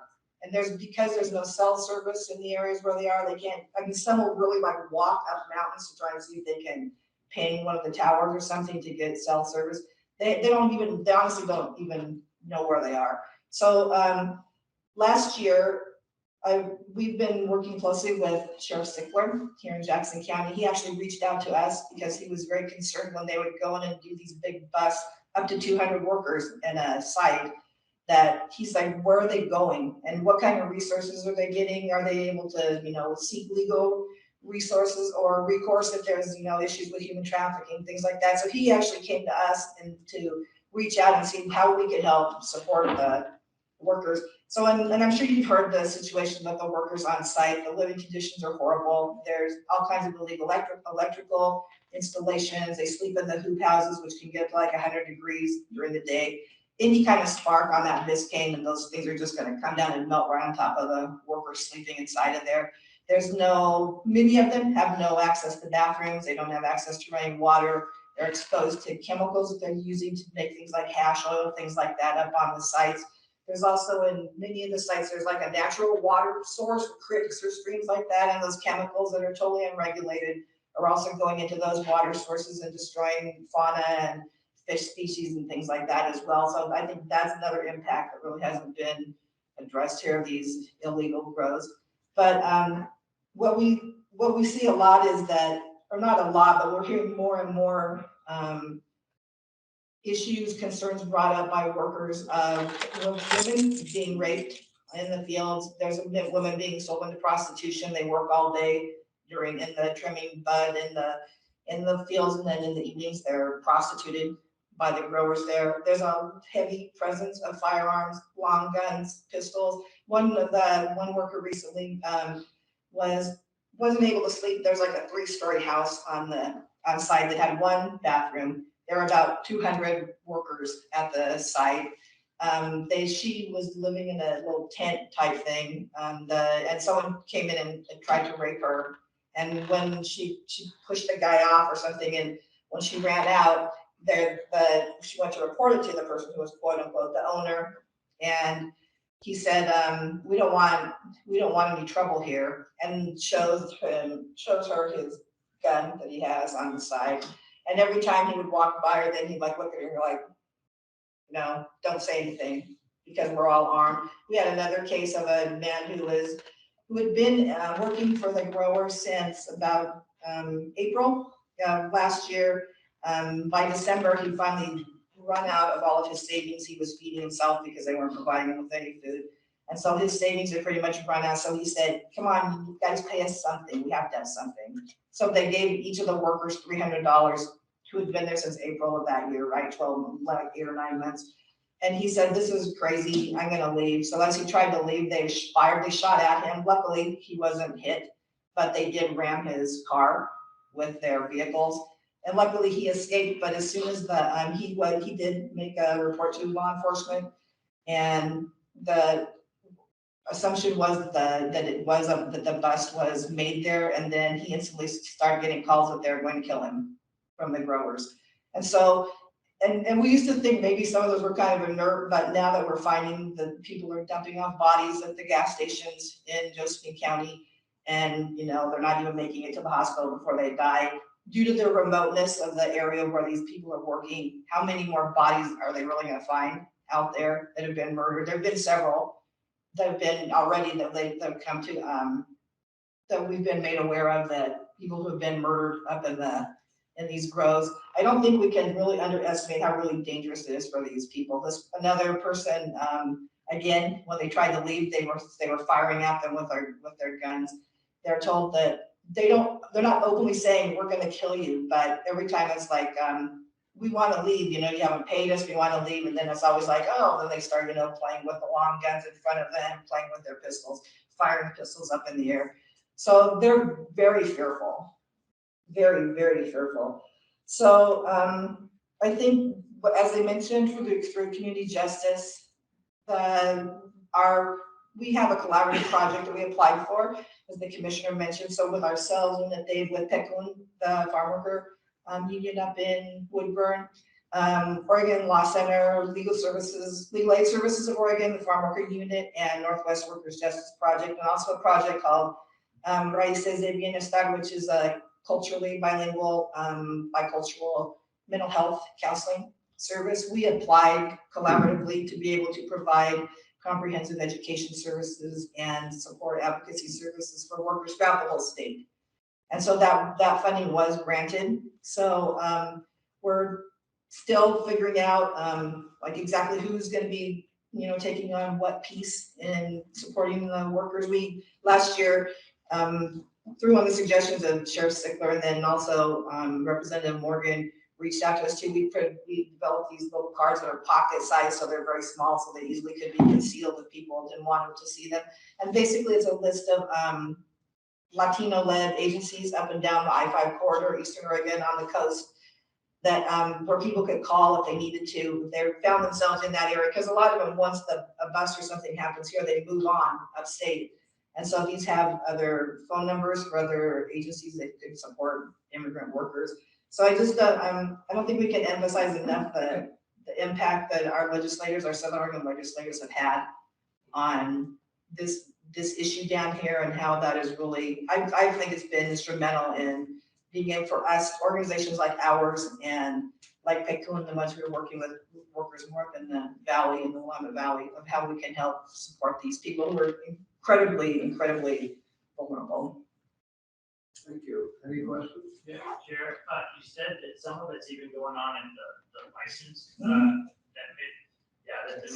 don't know, but it seems like almost like this, on the alcohol side, we got server education. It's almost like maybe we should look at server or licensee education, like for the permittees, the folks that are on the front lines, and have something like that in the training. So anybody that's getting that knows where they can call for resources, such as care, especially in our license system. The stuff outside of it is awful. I mean, it's just really terrible here, but if it's going on inside the license system, that's yeah, it is happening there too. And I don't know, maybe I already mentioned this, but that's a concern too, because when we do file, and I know this isn't here we go back to the funding thing, or not like that magic money pot, right, to be able to fund these programs. But it's the same with BOLI, with Bureau of Labor. We file these claims, wage claims, and some of them have been, it's a year now, and we still haven't heard back on why these claims are being filed or why they're not being, and then we get some like vague response like not enough evidence, or I mean, it's just, we requested, can you give us like definitions, what does what enough evidence mean? You're not gonna be able to find the employer, but when there's a group of like 15 workers who are filing the same exact type of claims, exact type of complaints on one grow site, it's very frustrating, and I know that it's because there's no funding to put on additional investigators for Boley, especially ones that speak Spanish, because then that's another level, or Chinese. I know there's a high number of Chinese that are also impacted in other Asian languages, so I don't know, again, it all just goes back to that magic funding pot. Any other questions? I just wanna know what we're gonna do. I mean, not, I don't want it like that. We can't do it. I got a hypothetical. Okay. You go down to Los Angeles, we're gonna pay $100 an hour, come up. Is there any discussion, I mean, understanding the vulnerability there, is there any discussion in Los Angeles, are you gonna, it's $100 an hour, are you gonna pay me weekly, are you gonna pay me monthly, is there any discussions like that before they get? Oh, there's all kinds of promises made. And so when they come up and a week goes by and they're not being paid, you know, what percentage tries to leave at that point, or what percentage stays there? Is the majority of people will stay there for 3 months without getting paid? Because they keep being promised, oh, well, we have to wait until we sell the product. And then once we sell the product, then we're gonna So how are pay they you. surviving up there? They feed them, some of them feed them, That's it. that's really about it. Okay. Thank you. Sorry, that's. It's horrible, it's terrible. So what can be done? So hopefully with this project that we're doing, there'll be a big education piece. And so ideally, maybe we'll even, and that just sparked an idea of maybe reaching out to the day work organizations in LA or where these workers are coming from to tell them, hey, it's not all as rosy as it is. I mean, they sound like, $100 an hour for trimming this bud, but you're not gonna ever get the payments. You gotta go to the source and stop it at that point. Yeah. Sure. They're obviously coming from places to so is there really any way to stop that? I mean, it's almost like it's probably coming from places. It took all the effort to get out here and get to LA, promised, the stars, but what would you suggest if you have to get any sort down LA or whatever, like what could you do? Because it's like they don't have anything to go back to. They really don't, and one thing that we are seeing already are, because of the drought in California, the ag workers are already moving up here because there's a lot of areas that aren't going to be producing in California as well. So not only are we going to see this influx of workers from California, but also our local workers, because of the drought as well, they're being moved further up the state as well. So I don't know if you guys have any ideas. Well, that part, once they're here, they just gotta know how to help. It sounds like it's an awful situation. So I mean, it seems like it's great you're handing that out. Maybe get one in Chinese, maybe get one in whatever. Maybe we can hand it out to our license. I mean, I don't know. Especially if it's going on our license system, at least we've got some teeth to do something. Because, but yeah, it's sad. I mean, I've seen the pictures and I've heard the stories. It's terrible stuff. Terrible. So. Keep up the good fight. Right now, we're also developing an app so that when they are in a area where there is some type of signal, we can also maybe give, because we work also with Josephine County to be able to, so they can distribute these cards as well. So we're developing an app so that they can even give them just a QR code that they can, so that it's totally discreet. So they don't have to, they can look essentially like any other kind of app. So that they'll be able to access resources and hopefully have like a "Where am I" button, so they can at least contact people. Because we've had issues with that too. Like we don't know where we are. We're stuck up in this grow. It took us the day to walk down to a highway, and where are we? So, yeah. Thank you very much. We appreciate it. Put a little card together and get it down to Los Angeles and all those other places. Thank you. Thanks. We're gonna hear from county law enforcement next, and then the cannabis industry. Sheriff Sigler, please come up, and Sheriff Daniels. Sheriff Daniels. Working on that. Okay. Listen, I'm fully cognizant that we're running a little bit late on this, but as far as I'm concerned, this is very enlightening. I'm not just saying that, this is a very good informational process for all of us. And I'm not gonna rush it, so, we have to cut life short or something, that's fine, but I just assume not rush it, so let everybody do whatever questions they want. Good morning, Sheriff. Morning, Chair. Morning, Commissioners. Thank you for having us today. This is an important topic. Absolutely. I just don't want to rush. Chair Rosenbaum, I completely agree with you. And, but we will, in the interest of time, we have a PowerPoint, we're going to make it very short. We'll cut through some of the slides. Sheriff Sigler here has got it. And I'm Sheriff Daniel from Josephine County.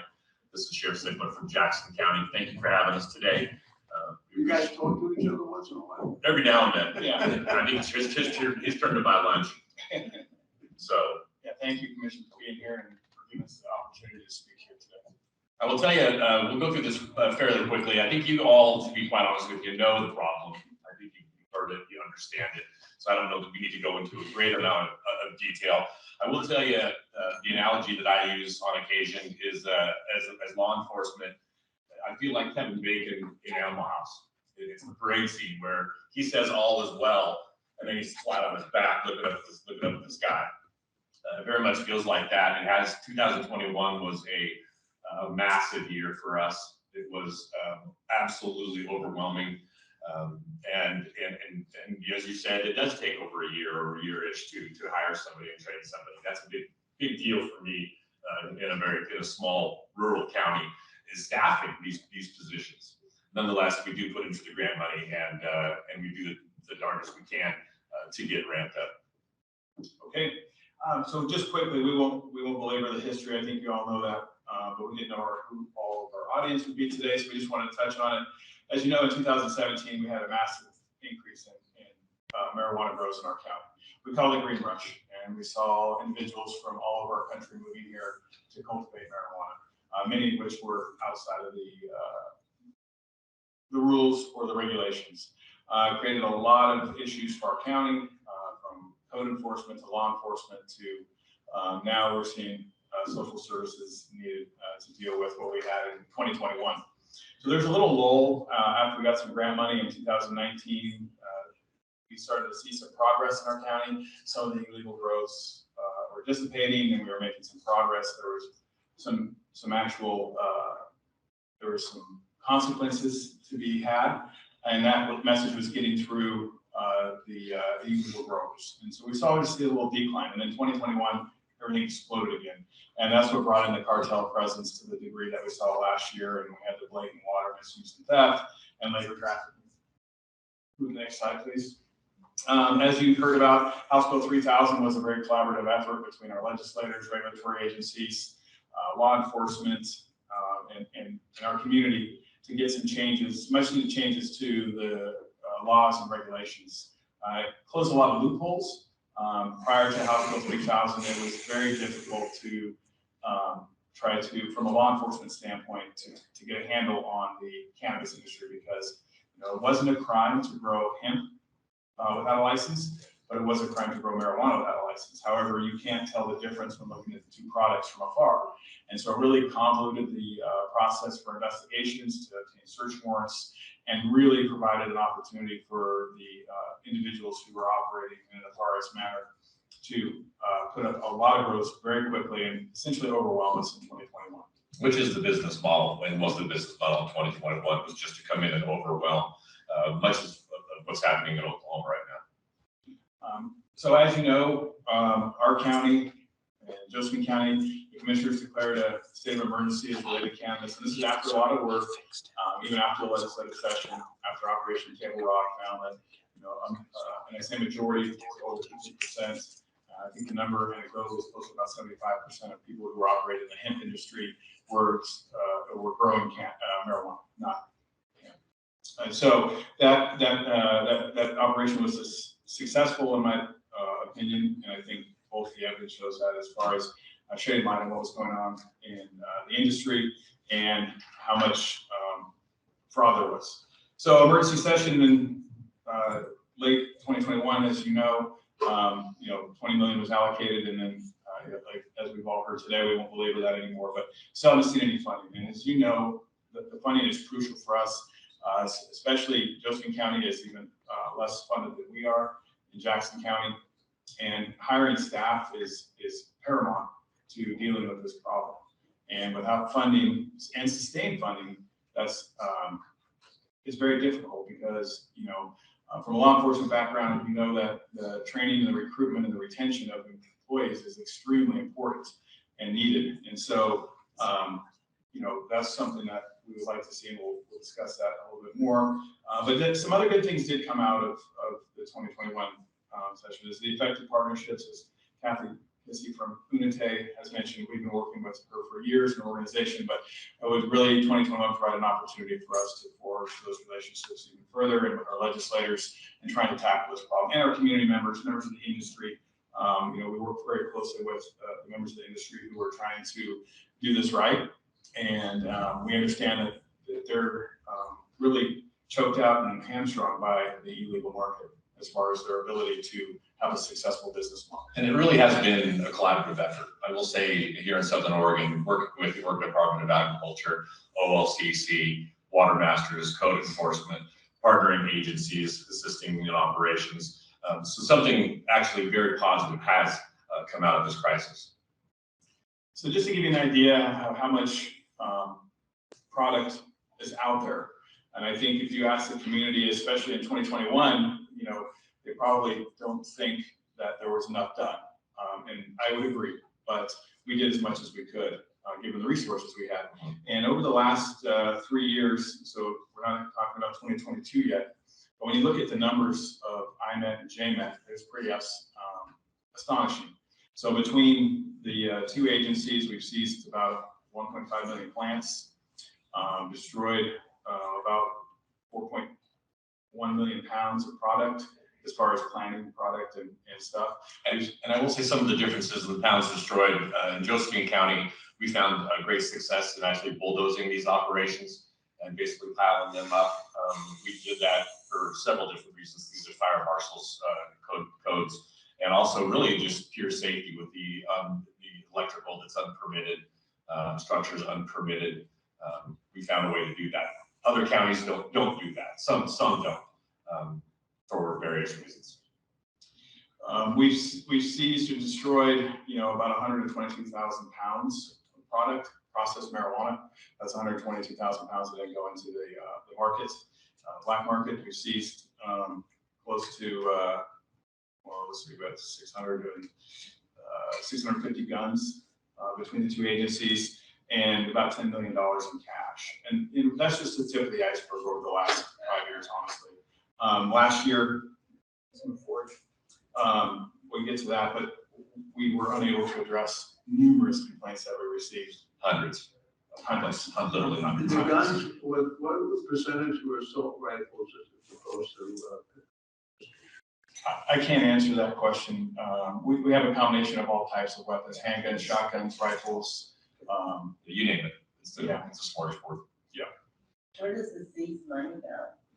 The seized money goes into what we call a forfeiture process. So depending on the case, it could be a civil forfeiture, it could be a criminal forfeiture, depending on what happens. But some of that money can come back to law enforcement, some of those other entities. And law enforcement is allowed to use the seized money for equipment, for training, not personnel. So this year, what does 2022 look like?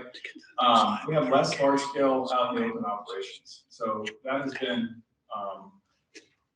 something that we are optimistic about, that will continue. Time will tell, but we're almost halfway through the year, and we're not seeing the same amount of the large hoop houses and big complexes in as we did last year. And I think that's in part a result of their business model, and that's to come in absolutely overwhelmed. They know that they're going to put in so many grows, and they're so big that they're not going to get them all. Much like shrinkage of Walmart, you're just going to lose some, but not at all. And also our efforts as you can see, some of the results that we have, or saw some of the results we have, some of the big operations are moving on, but they're diversifying, and they're getting smaller, but they're still here. There's absolutely still the need, but there's a change in business plan. Yeah, we're hearing about indoor locations becoming more prevalent, smaller plots, so multiple pieces of property with smaller grow sites. And then, of course, adapting to the law enforcement strategies, and that's pretty common. I've seen that for many years, especially in the cannabis enforcement or marijuana enforcement. From when I started, we started pulling marijuana out of the hills back in the early 2000. And, the first time we did it, the first couple, there were huge plots of 10,000 plants that were 10 feet tall.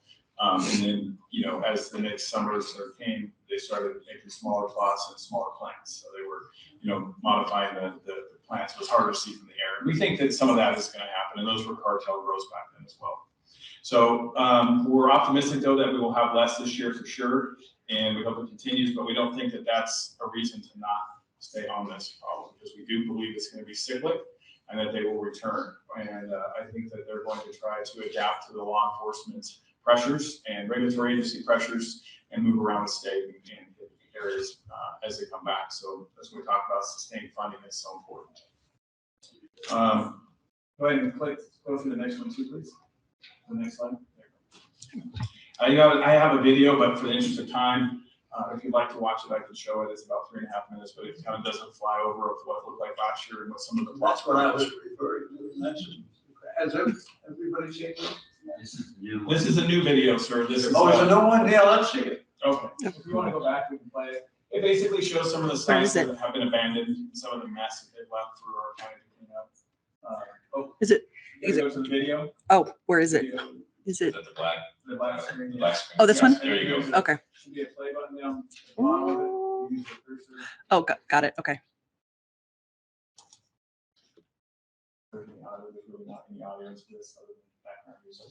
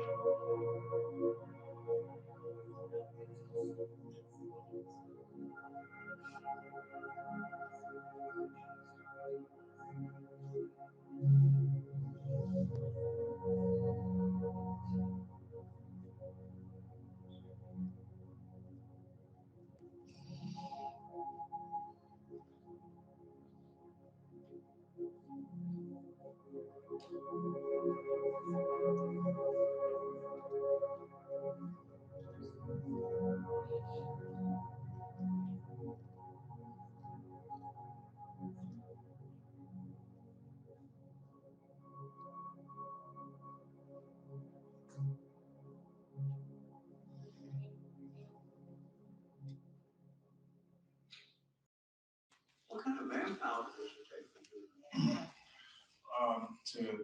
To eradicate that? that? I You know, mean, some of those we didn't get to, like that last one, we never even got to because it was so massive and it would have taken so much time. We just didn't have the staff to get to it. And I'll explain some of that here as we move forward, but we want to move forward into what we need. And, you know, sustained funding has been mentioned several times. So again, I won't belabor that, but, you know, I would even argue that we need to look at like a decade of sustained funding.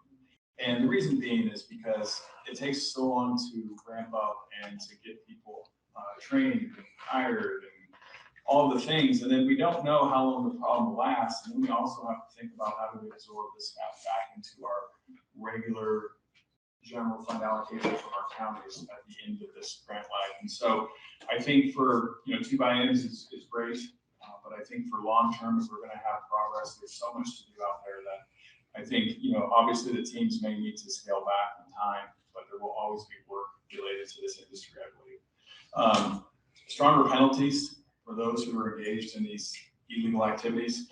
You know, those big, huge operations that you saw there, that's the same penalty right now in Oregon as if you have one growing, one or 100. 1 or 100. And that's because, you know, the drug laws in Oregon are relaxed and whatnot. But let me stop you for 1 second. And I created a mandatory minimum sentencing for large drug dealers in Michigan. It was the first one in the country. It was a mandatory. The problem comes in is the stricter the sentencing, the more burden you have on the local prosecutors. They can't handle it. And when they can't handle it, the only thing they can do with the stricter sentencing is send it over to the feds. You know what I'm talking about because I've been through this. So when I don't have any problem with you having stricter sentencing, but you can't do that without providing the funding for the local prosecutors, because then it becomes a ridiculous cycle and nothing's ever gets done. And I'm only saying that because I lived through it and I understand. Correct, and our grant applications do have funding for prosecutors as well. Now, there's other things in the criminal justice system that, you know, we can talk about that are outside this as far as times and resources and all those things. But the bottom line is there's not a deterrent per se for some of these riskier operations, these large scale, because they know the penalties are so insignificant that the money outweighs the risk. Yes, the rewards are so good. And I'm not advocating for like mandatory prison sentencing or long-term prison sentences, but when you're talking about really low level that probably won't even warrant any jail time, that's not enough of a deterrent. Is there, you mentioned a little bit like the federal stuff and there's, I think it was mentioned before, the National Guard. When you look at that, doesn't it? So elementary schools, next high school. Oregon's drug laws are obviously what they are, but they're not selling that in Oregon. That's going over state lines, so that seems like it would be federal. So I don't know how engaged are you guys with the feds and the National Guard? Well, the feds are interested on the prosecutorial level. They're really on the investigative level, not interested, at least in Josephine County. We get very little assistance in that regard, except for Homeland Security. They actually are monitoring and watching. So and helping. They're helping. Whoever it is, it seems like There's not a lot of desire at the federal level to be involved in these cases. I don't think that's right. They're very much interested in the money aspect of it. Because we've discovered if there's the laundering and that sort of thing, that's what they're interested in. Boots on the ground, not so much. Or even just the manufacturing or distribution of cannabis alone or marijuana. It's not really going to be a priority for federal prosecutors. Just because it's not as limited resources at the federal level, or? I don't know the answer to that. Sure. Yeah. They don't care. That's what I was avoiding saying. So I think there's. It's true, I mean, anybody who understands that. The vets don't care, they see that happening. No, that's not gonna trigger their involvement, usually. Now, HSI, that's different, I want to say, I don't want to, so, yeah, I can over the entire federal government, that's not what we're here to do, but, as far as like the DEA and the prosecutors, there has to be, they're looking for certain criteria, to get involved in these cases, which is usually typical too. If you can get a commercial drug manufacturing charge, which still has some state teeth, but that's a little bit higher onus, just the cultivation is not going to do that. But if you can get some things, or if you have violence associated with the case, then they're more, I guess, willing to take those cases on. And again, that's tough because I think, as you heard, sometimes the victims of these cases aren't necessarily as willing to be participating because of their fears as well. And the feds did come in on one of our large group of busts. It was a QBRX. It was 1,300 acres. I don't know, 400 plus group houses. And they did come in and assist with humanitarian type things. But to emphasize his point, everyone was interviewed. Over 200 workers were interviewed, and none were willing to cooperate. And primarily, again, going back to what our representative said, it's fear. One thing we talk about stronger penalties for repeat offenders. So we do have individuals who will get licensing under one name or LLC and then get their products seized or search warrants served or have license issues, and then they are able to get another LLC or work with some other people into do the same kind of behavior over and over again. And there's really not anything set up for repeat offenders, which, we have that in many other cases, at DUIs, for example, but not something like this. So that's one thing I'm hoping to address with our House Bill 3000 task force as well. And then local control, time, place, and manner for some counties. I think that's important, especially when you're looking at a county like ours in Josephine County that really are much different than the other counties as far as the desired location to cultivate cannabis.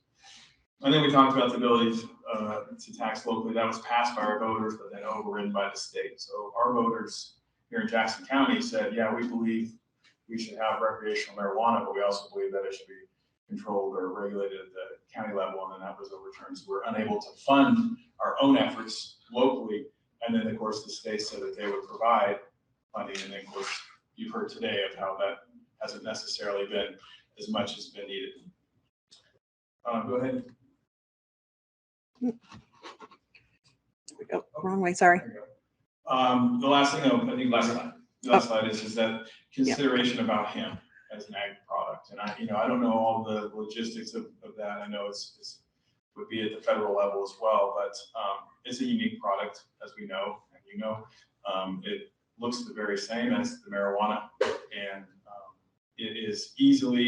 it provides opportunities for drug trafficking across state lines, because you have hemp that can move across state lines. Marijuana is not supposed to, but good luck telling the difference if you're a trooper on the side of the road and all the things that go along with that. So I think that that's something to be looked at, and maybe some nudges for our federal partners to step up some funding as well, because this product is going into other counties and other states in the U.S., all of them, I think, and nations. Their assistance, whether even if that was funding for our state or for counties to try to prevent that. And then again, maybe a stronger stance, it was mentioned here, a stronger stance from our federal government with regards to prosecution would be helpful. So anything you can do along those lines to help us out would be very much appreciative. And we'll have to try and answer any questions you'll have. That's any questions? I have more. You said that the licensees, they go under a different LLC. Are you talking about OLCC licenses, or are you talking about like the hemp side? I think it's under both. We've had instances.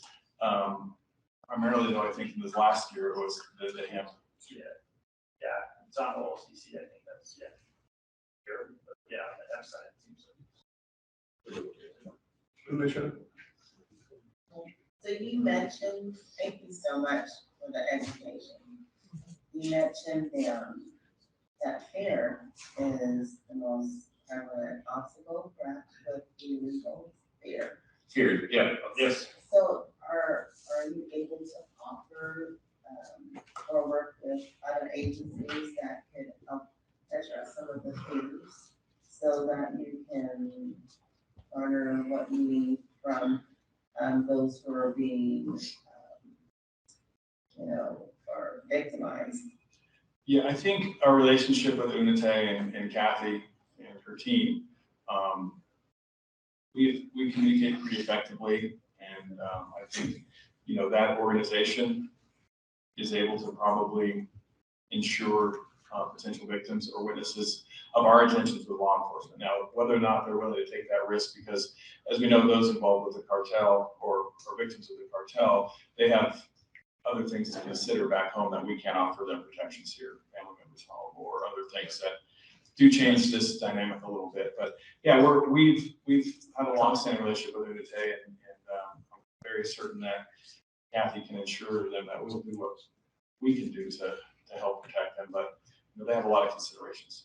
They do, and I tell you, there was an individual that was shot at in my county and ran and ended up sleeping in our lobby. We gave him a courtesy ride to our lobby, and he slept the night in our lobby. And his main concern was, I need to get home to Mexico because they're going to tell my family. So it's hard to, yet, although we do try to reach out to these other organizations, that's really difficult to overcome. Commissioner? I think it's important for legislators to understand, and the community as a whole, is that there are several things that the sheriff said. Oregon has very lax laws around illicit drugs period. It's not brand new. No, it really isn't compared to other states. What they also mentioned that you need to remember is that this is not just a cartel. This is business. Business, with a capital B. So it's not just something that the cartel or someone from another country brought in. This is Americans who have this. This is big business. And if you treat it as if, someone's running into a 7-Eleven stealing a Twinkie, you're mistaken. Those operations are multi-million-dollar operations. And so if you're gonna do this, don't tease law enforcement with 2 years of money when it's 10 years of work. Yeah. Remember, I said 46 years ago. I had hair. I was cool. You're still cool. Talk to my kids. So it's business, and that's the big thing. You have to treat it as business as it is. It's not going to go away. Thanks, sir. Sure. Any other questions? I have one question for both of you. What keeps it in relation to this issue specifically? What keeps you up at night? All of it. I mean, Put blinders on. What keeps you up at night? The humanitarian issues. That's what keeps me up at night. Sure, it's business. It's business. They're going to make money, and it's in, as you stated, certain millions. I think billions. To be honest with you. But seeing how these people are treated and these workers and the not being paid, working as Kathy stated, dropped off of my Chevron, half dead. Me going out and spending 3/4 of the day unburying a man who was shot 5 times and put in a shallow grave, about half a mile out into the woods. That keeps me up at night. Yeah. They're not these people that are working on these illegal grows. In my mind, they're victims. I don't see them as just helping with the illegal operation. They're victims. Oftentimes, we're brought here unknowingly, don't know what state they're in.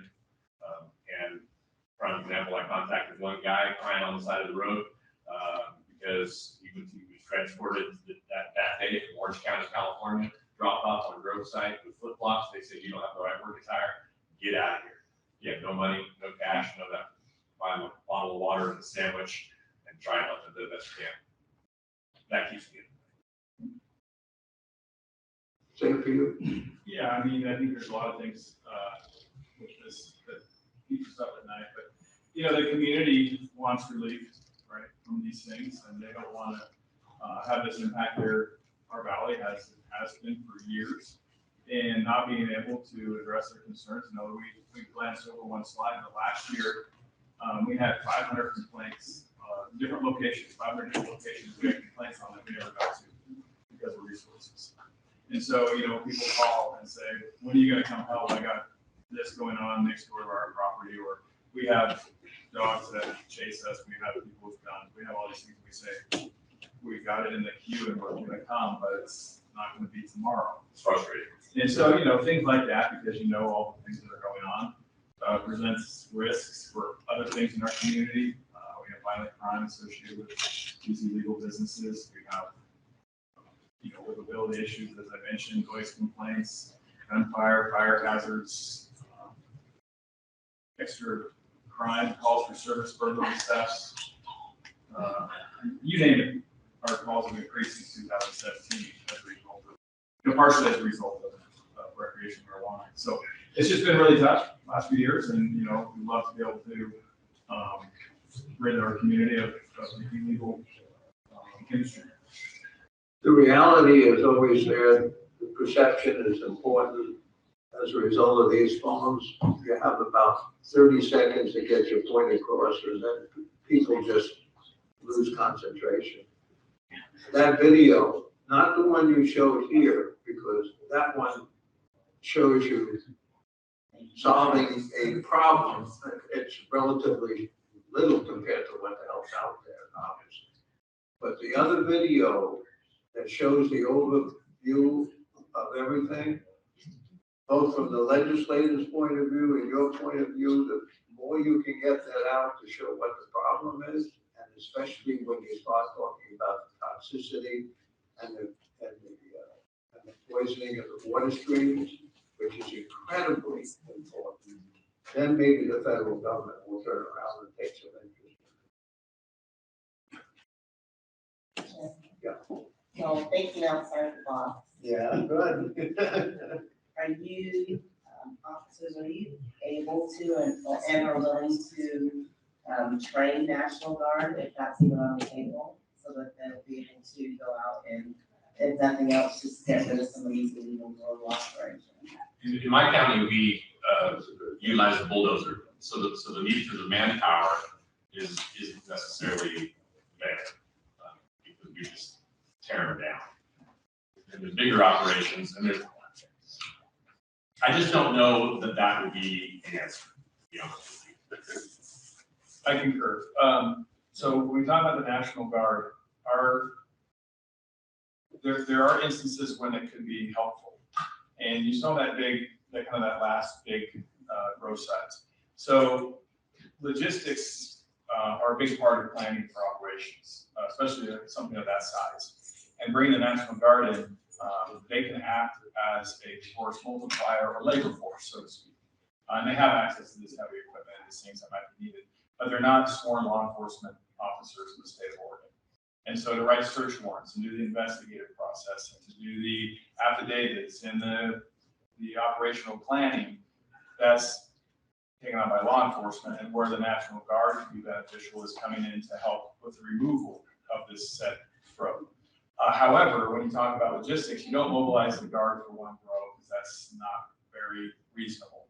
So you have to set up weeks and weeks of work for them to do consecutively. And so what that does, though, is some of these operations require tactical teams or multiple agencies that come in. I think the Q-Bar Ranch that the sheriff I talked about earlier was about 200 law enforcement officers. Yes.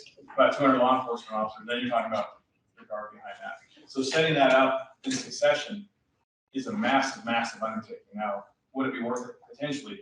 But now you're talking about you need a whole other set of staffing just to do the logistics, because you still have the investigative piece and this.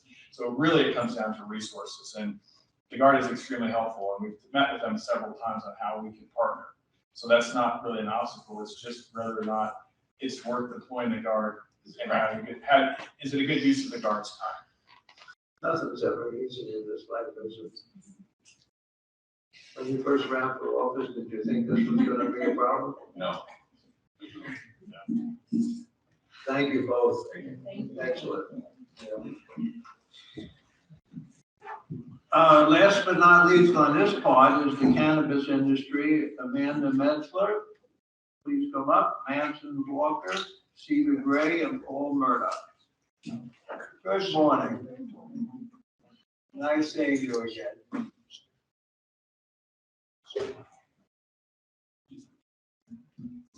I'll get us started.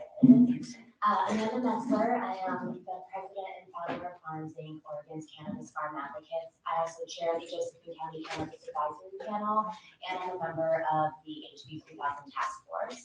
I'm the owner of Bigsby Farms, where we just recently installed the largest solar installation on any farm in the state of Oregon, offsetting 100% of our energy consumption on farm. I wanted to start by thanking you for being here today. We love the attention in Southern Oregon. And I also wanted to thank especially Steve Marks and Rick Evans. The two of them have been pivotal in my ability with Representative Morgan and also the sheriff of getting the story of what was happening in Southern Oregon out. It took a long time for us to get traction for people to understand the severity, and we're here now. I do have to say that on the ground, there have been changes. You can see the work that the Sheriff's Department has been doing, changing the landscape. You saw a little bit of that video. The thing that is a little scary with what we saw there is all of that plastic is just still there. There's no cleanup, and it's deteriorating and getting smaller and floating around and things of that sort. So when we talk with local government agencies on being able to do that, they have to wait for either to seize the property or things of that sort. So we'd like to figure out some sort of way where cleanup could happen on these properties and it doesn't just stay there forever. One point I did want to make is that this infiltration of illegal cannabis grows is not based on legalization, but of an unregulated hemp program. And I'm happy to hear now that some regulations are coming around it. We have been beating the drum for years here on what that unregulated hemp program looks like. I think the biggest thing hearing that today is the cutoff of May 31st for being able to accept applications is huge. It doesn't allow it to happen throughout the year and also creates a baseline for the sheriff. I joke that now as a legal industry, how far we've come that being on the sheriff's list is a positive thing, as opposed to a negative thing where we were before. The other thing I wanted to address is we had a great legislative session working with our partners at OLCC and ODA and got the task force passed, which is something that we critically needed here.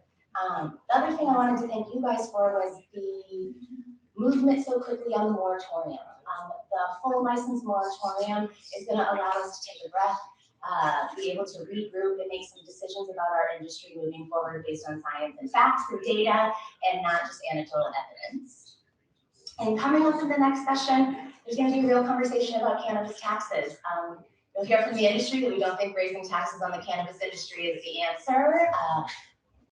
You don't want to be like California. We don't want to be like California. And also Measure 110, that monopoly needs to be discussed again. We need to bust that. There's plenty of cannabis tax money coming in, and obviously the distribution of where that's going is the most important. And we as an industry have been a great partner with public safety and with law enforcement, working hand in hand with them. And we now have a united voice through the industry associations have merged together to create the Cannabis Industry Alliance of Oregon. So now we can work together as a team and continue that work with the other legislators for the legislative session coming up in a unified voice.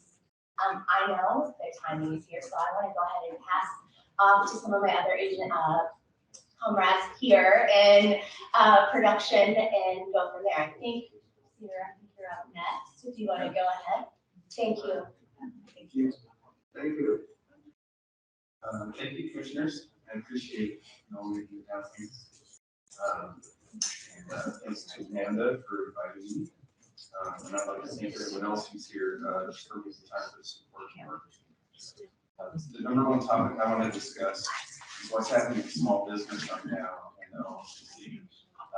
We're experiencing distinction events for small licensing cannabis. And I don't know how public this is because family businesses don't advertise their situation. Can you use that mic? I think people in the back should go. How's that? Yeah, businesses that are failing typically don't publicly advertise their economic situation. But I can tell you that every cannabis company without deep pockets in Oregon right now is struggling mightily, and many of the companies with deep pockets. But this in particular includes the legacy cannabis businesses and small business in general in Oregon.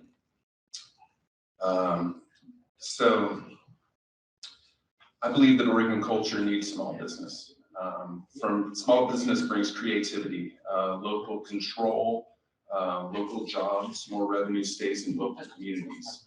It's especially essential down here in Southern Oregon where we don't have large population centers.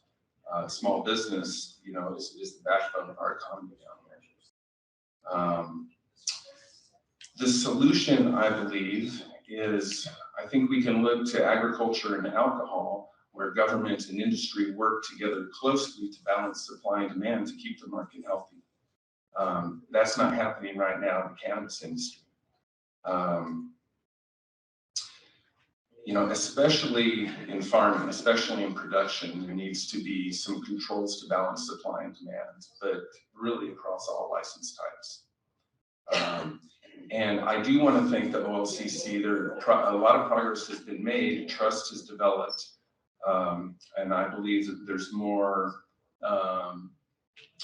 trust and more communication and working together between the OLCC and licensees. But more progress needs to be made. From our perspective, and understandably so with all the bureaucracy, the OLCC moves pretty slow on a lot of decisions. What my proposal is a work group of key small business owners to work closely with the OLCC to respond in real time to market conditions to balance the market and keep it healthy. I think this is going to be crucial for small business.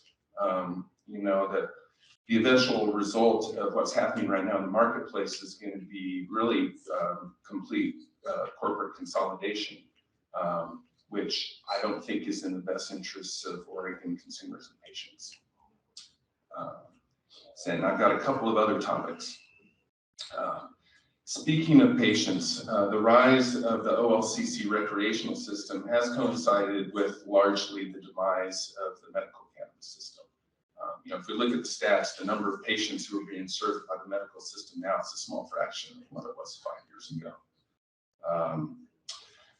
We need to rebuild supportive policies within the OLCC and legislatively, supportive policies for patients and for the medical system. Right now in Oregon, cannabis patients lack the civil rights and health parity that other patients benefit from. Obviously, a lot of this has to do with federal prohibition, but there are things that the state can do to support the civil rights of cannabis patients and health parity when compared to other patients in the medical system. Is anybody else confused on that? I'm not sure I understand that. I can elaborate. Everybody, well, I understand it because I watch this thing, but no, it's you may want to explain a little bit better just about how it. Okay. Yeah, I'd like to understand why. Sure. Yeah. Well, so for example, in jobs and housing, there are state and federal programs which penalize cannabis patients. Public housing. There are a lot of, I don't have them at the tip of my tongue right now because I haven't reviewed this recently, but there are a number of state and federal assistance programs which if a patient acknowledges using cannabis that they're not eligible for, including local housing. Yeah. And I didn't know that. Additionally, there are many, for example, detox programs. This is especially ironic because now science has shown that cannabis helps with opiate addiction. But there's many opioid detox programs which patients cannot participate in if they acknowledge using cannabis. There's many more examples. There's a couple. Very interesting. Thank you. You're welcome. So the solution, I think, I just spent 4 years serving on the Oregon Cannabis Commission. And for a time, I chaired the Patient Equity Committee, and then for a time, I chaired the Health Equity Committee. And the Oregon Cannabis Commission is a very hardworking group of volunteers representing all stakeholders, crafting sound policy decisions. We're largely ignored. And the Oregon Cannabis Commission has put forth a concise set of recommendations to help out patients. And you know, I can easily forward you those recommendations or make sure that you have a hold of those. But that's my recommendation, is that we implement the policy recommendations of the Oregon Cannabis Commission. But who do you send that to? We'd like to see it, and I'm interested in it, but in terms of trying to implement your suggestions, who do you send it to? Well, I've just completed my 4-year term. Anthony Taylor is the chair of the commission, but I think this actually addresses one of the points. The commission has been asking for a much closer working relationship with the OHA and the OLCC, because I'm not sure exactly the channels that we send this information out, but we've been sending out our policy recommendations for years, and they haven't been landing in the right places. I've been 8 years. I've never seen. I have never seen 8 one. years. Okay. That's what I was trying to say too. I'm good. I don't know what they are, because I've never seen them. Okay, well, after this, I will do my best to make sure that they make it to y'all. You have our email address, and send it directly to each one on the commission. Will do. Will do. And so this leads to my last topic. I know there's not a lot of time, I'll try to keep it brief, and that's health equity. So Oregon has fallen behind other states in addressing racial justice and health equity. I think it's well documented that cannabis has been weaponized against communities of color for 70 years. We who are now seeking to prosper from cannabis have a responsibility to address these historical wrongs.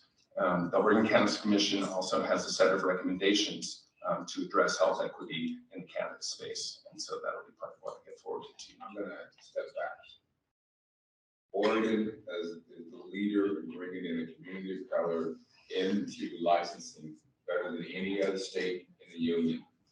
Where we came in, Steve and his team originally said, if you were arrested only for cannabis, and a weapon was not involved or other drugs involved, you could get a license.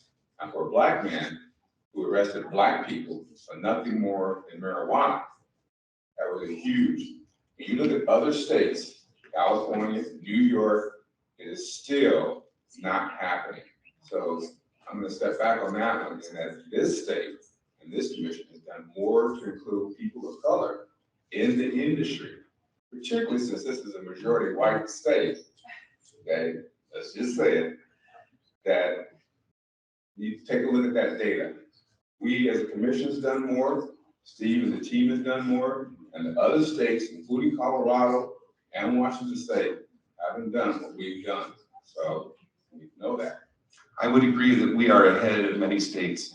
I would look to Illinois right now as an example of some that state is doing more. Not saying I've been doing it 8 years.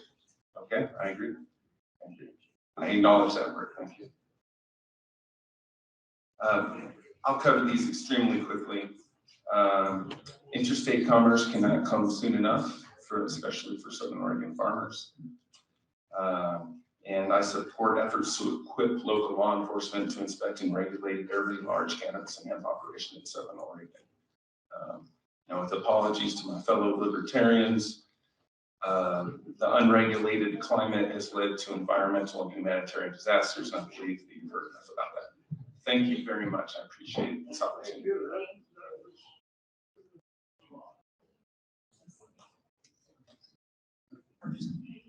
Don't forget about those recommendations. Hi, my name is Paul Murdoch. My family and I own and operate Horn Creek Farms. And our origin story was that I fell off a roof and had some serious injuries, and CBD topical was tremendous in keeping me not dependent upon opioids. I don't mean I developed a dependency, but at that time, that was the go-to, for chronic injury. And so, I think passion about this material is important because farming is hard. It's so hard. So the brief information that I got about this commission and what you wanted to hear was, what are we seeing? What are we observing? And all I can tell you is, from a ground perspective, last year we have about a 15-acre farm in Central Point. And last year we had 5 farms around us, all growing illegal cannabis. It was about 130 acres. 2 were hemp. 1 was licensed earlier in the season, and 1 got their license about September. I don't think they were growing hemp. This year, of the 130 acres, there are just about 15 acres growing, and only 2 of those folks are operating. There is 1 well that's unlicensed and being used for irrigation when it's not certified for that. So that's just a picture from the ground, right? And I'm not in a very rural area. I'm just outside of Central Point. A number of those farms that were in the video are nearby. So it's not a really remote area. But that's the scenario. And whether that came about from law enforcement or market conditions or whatever, who knows? I don't care. It's a lot less. That's really good. The only thing that I see as a lasting remnant are that the fields fortunately around me are fairly clean. Folks came in and cleaned up that plastic. The problem is there's a lot of volunteers and volunteer plants, which is, so the 55-acre grow, which was right adjacent to our property, now has probably 2,000 to 3,000 volunteer plants. The problem, particularly for the cannabis folks here, is that half of those plants will be male and half will be throwing out a lot of pollen, which will decimate cannabis crops. It was a lesser problem last year. We had sort of environmental pollen going around, but that's an issue, something to keep in mind that really harms agricultural operations. The things that I would advocate is access and testing. I appreciate what Cedar said about not wanting folks to come on board. But let me tell you, the folks up here at this panel are the biggest advocates of coming in, regulate us, because regulate the other folks. It's really harming us. And I agree also about the small business piece. Somebody mentioned Delta 8 and Delta 9. Well, I know that the reason a lot of hemp farms turned to Delta 8 and Delta 9 is because they were really hurting. It was a last ditch effort. Many of those folks didn't want to do it, but it was like, this is what I'm going to do to save my business. So I think that keeping where we can, keeping that playing field level will eliminate other problems. So we welcome testing and access, and it was not lost on me that while we had 3 visits from the Table Rock task force, my neighbors had none.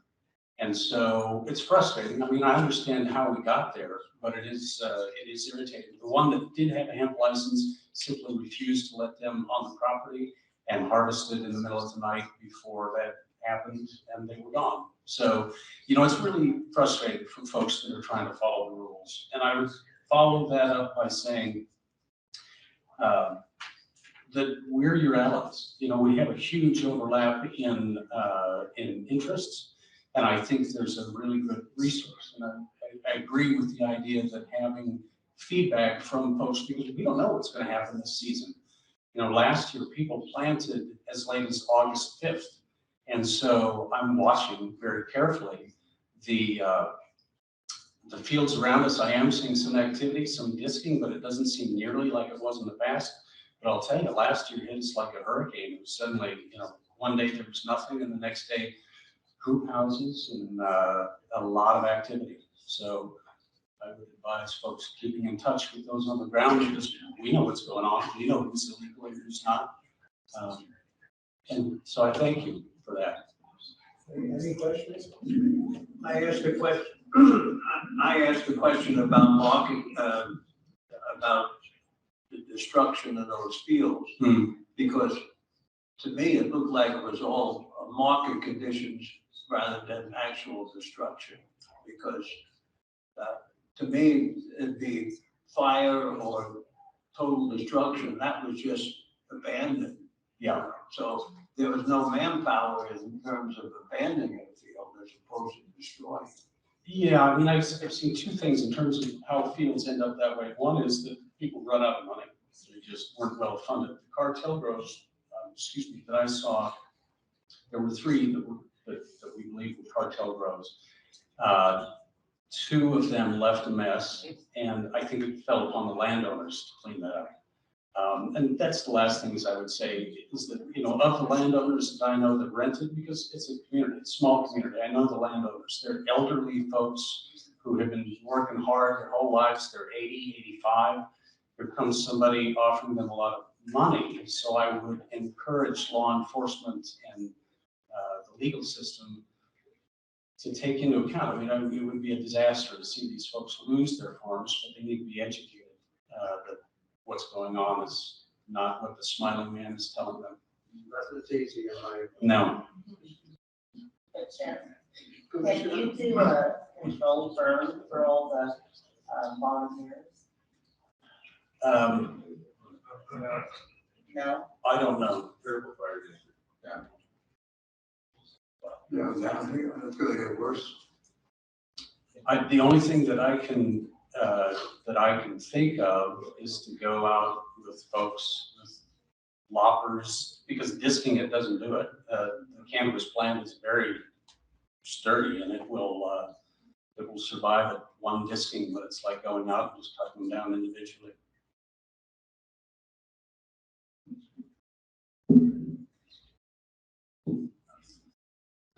Hello, Commission. My name is Mason Walker. I own and operate a company called East Fork Cultivars. We're a family scale farm in just outside of Cape Junction, Josephine County. We've been involved in the adult use cannabis industry as well as the hemp industry from the start of each of them, just about. So we were part of the group advocating for Measure 91, putting that together. We got one of the first producer licenses. We have a tier 2 producer license with the OLCC. And we also became a ODA licensed hemp grower in 2018. Shortly after the passage of the 2018 Farm Bill that created a more structured industry for floral hemp. We've been very involved in the small business community in both sides, and are no strangers to navigating changes in regulatory framework, having been an early licensee in both of those programs. I don't have a whole lot to add that the panel here has already talked about. We all represent family scale farmers in Southern Oregon here. And I think the main thing I want to reiterate is that the family scale farm growing floral hemp or cannabis in Southern Oregon is under dire threat right now. Market conditions being the main factor, but also, of course, adverse climate. We had some pretty significant wildfire seasons, drought issues, pest issues, and then most recently the largest topic we've been talking about today, last year, the incredible rise of large scale, very impactful illicit cannabis cultivation in our communities here. And that, of course, has had impacts on everyone, not just us as industry operators, but also laborers that are being taken advantage of, community impacts around public safety, waterways being damaged, severely damaged. And again, I wish I had more sort of specific asks, but I think the rest of the panel here, I think, have very articulate things that they brought up. The main thing I want to convey, and I'm a very positive, optimistic person, so this is a little strange to be focusing so much on the negative for myself, is that we're in trouble. We're in big trouble. Our businesses are closing a lot, and I'm seeing the community that I have worked really hard to build and nurture over the last 5 to 8 years disintegrate. It's really sad and hard. We're among the lucky businesses, and that we're still operating, and we have a payroll of 25 people year round. We provide health insurance benefits, 401k, paid leave, living wages. We're trying to do the right thing and be good operators. And I actually want to thank the OLCC and the legislature for all the work that it's been doing to try to support continued operation.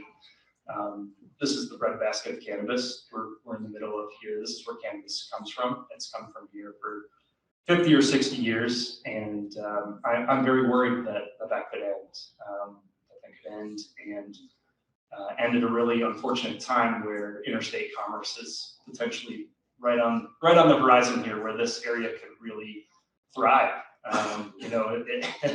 Oranges come from Florida, and if oranges have been illegal for 70 years, and like we had all these people, these small family growers that were growing small groves of oranges, supporting their families and their community for a long time, and all of a sudden oranges were about to be legal. That's kind of what we're facing right now. This is where cannabis comes from, and it comes from family scale farms here that have intergenerational talent and passion and livelihoods supported by this industry. I thank you all for being here. I think it's a really good symbol to show that the commission is thinking about this area, this region for our industry. It's where cannabis comes from. So again, I'm sorry to be so negative today. I think we've all been faced with a lot of a challenge today, and I wish there were some more sort of guiding lights that we could be following as an industry and as a commission and legislators. I think there's a lot of good effort going towards solving some big problems right now.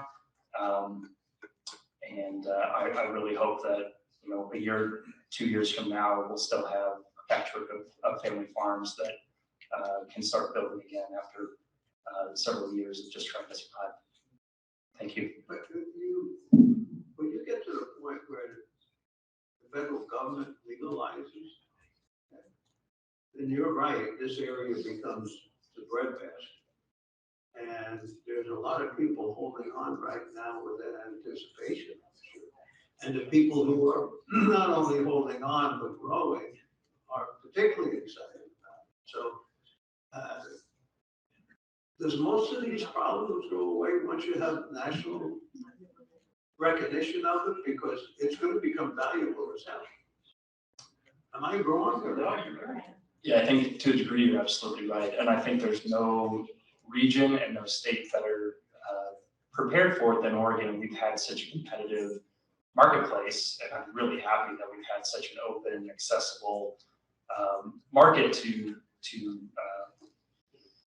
drive innovation, product innovation, drive costs down, because I do think that we're really well suited to thrive as an export state when that time comes.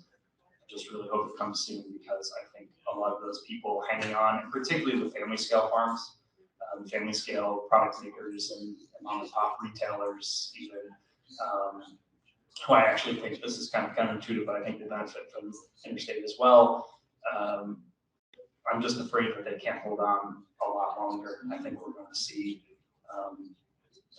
mass consolidation and folks selling that hard work for pennies on the dollar if they're lucky, if some changes aren't made soon. It's no different than the stock market. But people make money on it when it's down, they can buy it. So no different. I'm really glad you guys have an association. I mean, I hate being this story. But having you join together as an organization gives you far greater pull than individual. Steve and I went to a conference where it was full of attorneys and accountants looking at taxation on the federal level of alcohol. I would ask if you take a look at that, because when interstate commerce comes and says legalize it, the feds always wants to get a tax. It will change your world dramatically. So if you hadn't had an opportunity to talk with the legal community or the accounting community about what that looks like, please do so now, because what happens, when I hope it happens within the next 24 to 36 months, it's going to make a real difference in your business model all along the board. So please take a look at those professionals that can talk to you about how it works on the alcohol side and where the feds tax product that's not at retail. Okay. Right? Very true. Really used to that. And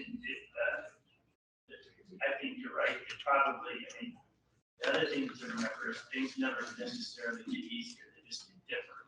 So you're gonna have other challenges, and I think that's just hard to speak about. I think it's an opportunity, but you know, when banking comes in and the federal legalization comes in, you're gonna be doing a whole other level of that. And I think Oregon is well positioned in a lot of ways, but you also have to understand that states have to accept the product. And then you've got large operators in those states. Why are they going to want Oregon product? Because you know. So I think the one thing that I think is really good is that the associations and the industry work with OLCC, because the groundwork that's being laid by the executives and the leadership of this agency is really what's going to put Oregon in a beneficial position regardless. They're working with the state regulators, they're working with the feds, they're working with everybody to make sure regardless of what happens, Oregon is well positioned. Now, there may not be a solution to all the woes that are being faced, but you can be assured that the people on this commission are all doing everything we can. And when interstate commerce, if it comes, we're well positioned. But that's a big what if, and it's kind of just hoping on water. Because it's going to be the hardest challenge is going to be getting the product into states. Like nobody, it'll be busy, but there's some dynamics and levers that hold on that. But yeah, keep hanging in there. So I think that's all we can say. You just can't cut costs anymore. That's kind of where we are. We've got to bare bones, all of us, and like cutting costs is not cutting people and every aspect of that. So we've gotten to bare bones, and we don't think that just legalization at the national level will be the solution. Yeah, an even larger solution for small business will be safe banking. That'll be more beneficial to small business than actual legalization. That's what we always say. Banking first. You hit it right on the nose. Thank you very much. And with that issue, I'm gonna turn it over. I mean, couldn't ask for a better time than that. Steve? Absolutely perfect. Steve Marks is here. For those people who don't know, Steve Marks is the brains of this operation with this staff, and he's the executive director of LCC. Thank you. I have in my hand a letter that Chairman signed on behalf of the commission, pushing on our delegation, asking our delegation to do everything they can to get safe banking done this fall. We see and we all understand sort of, we're not here to judge the politics, but the judgment of industry of what I'm hearing, what the commission's hearing, what we're hearing is the big cannabis reform packages are very unlikely to get through.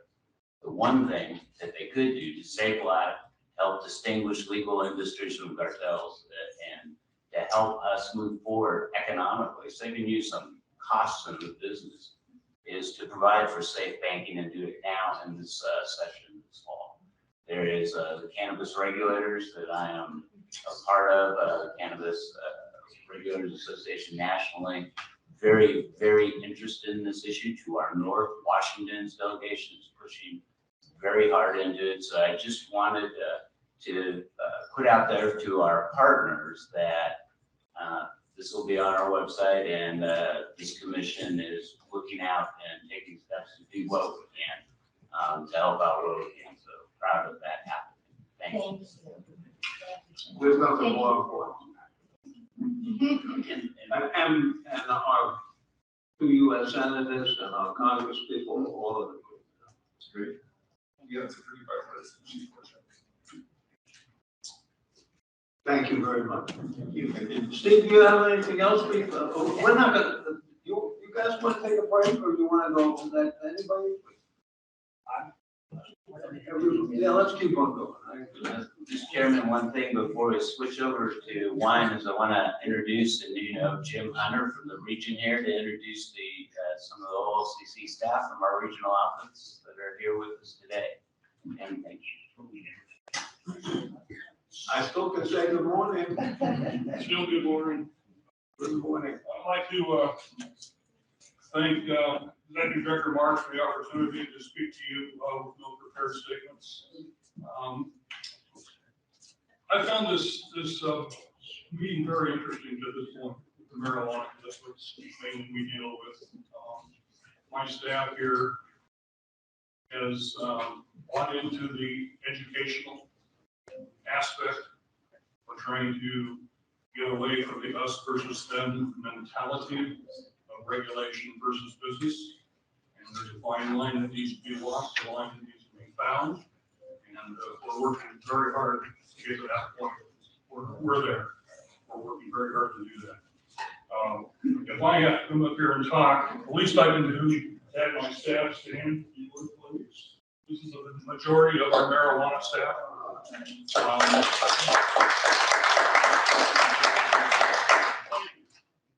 They do a lot of good work, and we work hard with our partners trying to make things progressive for our businesses and to make them successful. That's our bottom line. That's part of our mantra within the agency. So thank you for being here. Thank you for listening to us, and we appreciate your cooperation, and we appreciate your backing as well. Thank you. Thank you. Yeah, thank you.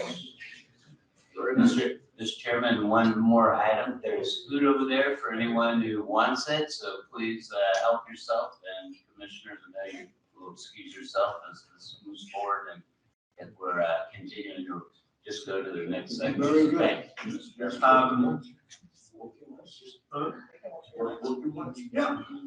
Yeah, you know, I will just get up and have lunch. You're going to get up and have lunch. The next panel is our wine panel. Fawn Barry, Samantha Bayer, Brian Gubner, and Dennis O'Donoghue, and Scott Kelly.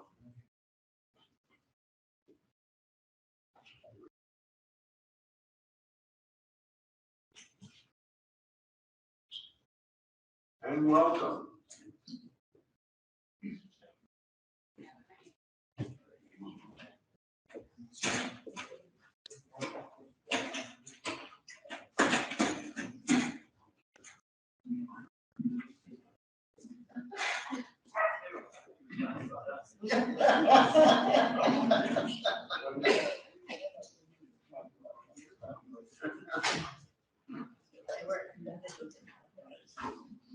Hello, thanks for having us here today. Fawn Berry, I am the Executive Director for the Oregon Wine Council. I've been in front of you guys several times on Zoom, but it's great to actually see you in person.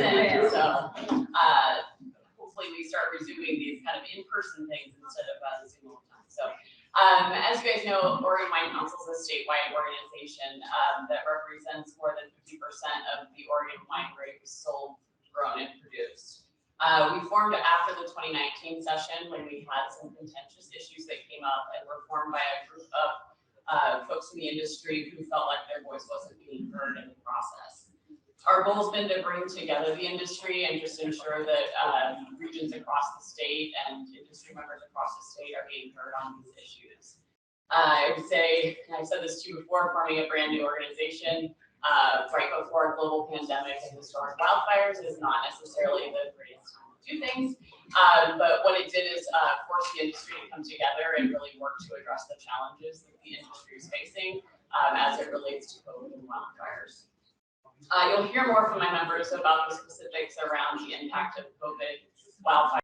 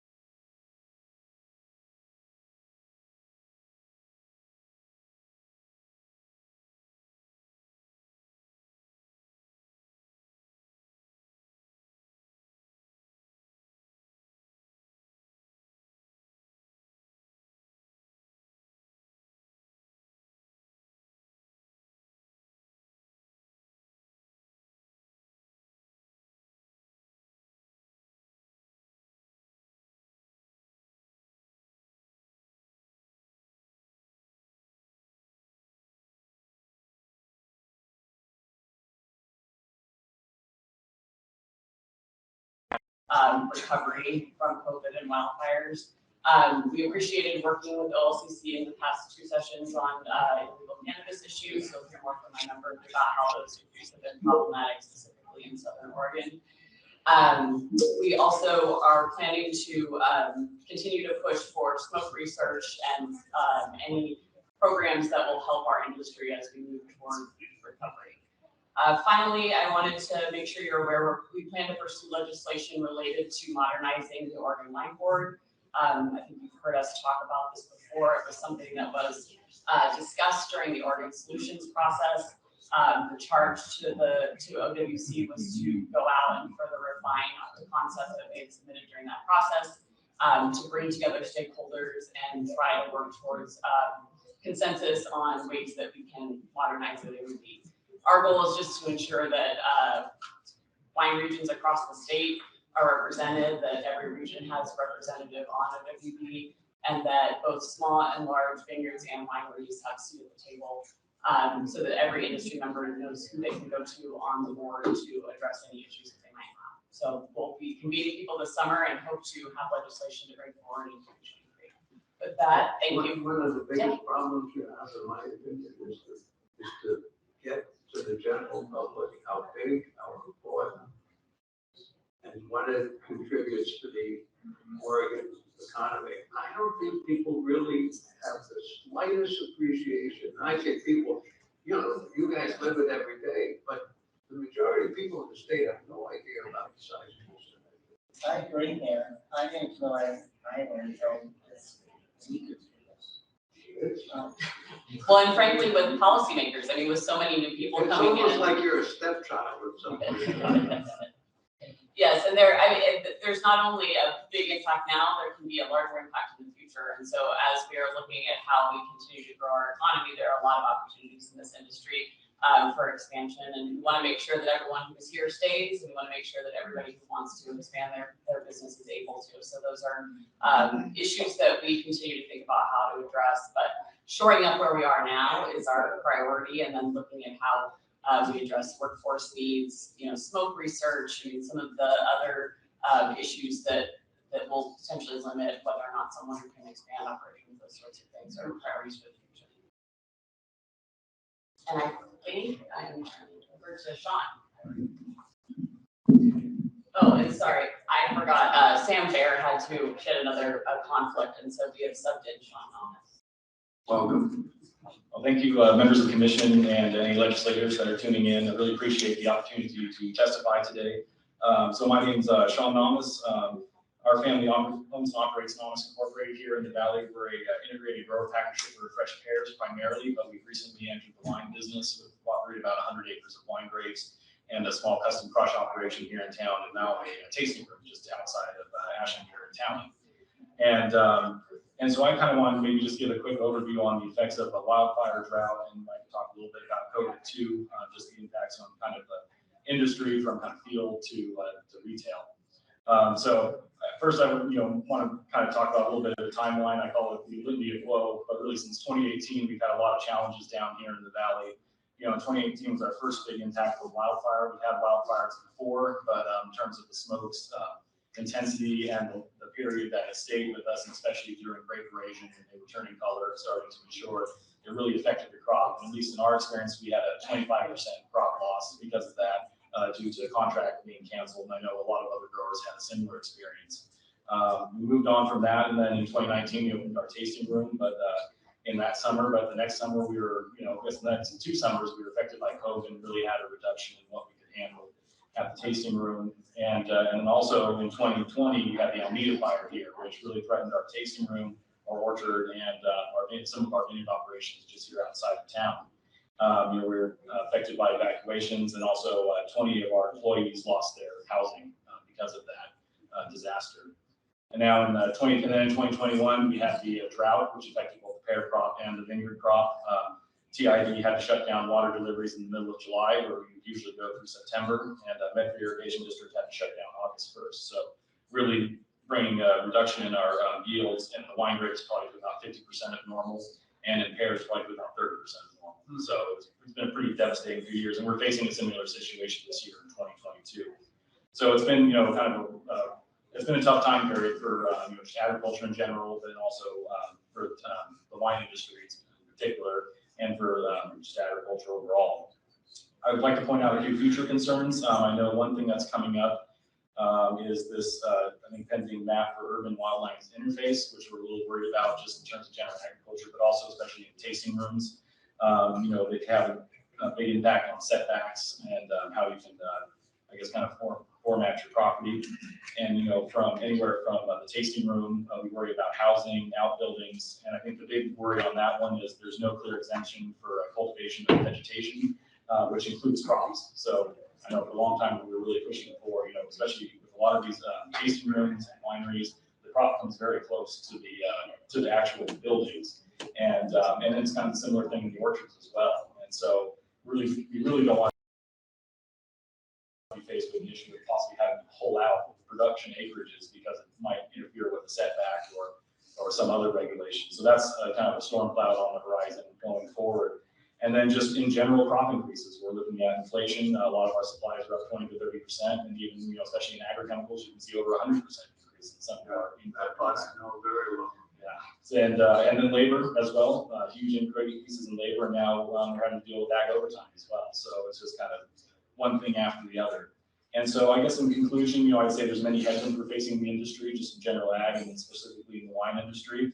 And I would, ask the commission and also the legislator that at the very least, not to, exacerbate an already just, difficult situation by any, new or huge regulations or burdens on the system. But also, I think one way to help would, I would finally ask that, like, look at anything that the regulatory bodies or legislators could do to help, either in disaster relief or especially in research. I know, especially in the smoke tank, there's been some work in that area, but that could be very helpful, especially for the wine industry moving forward.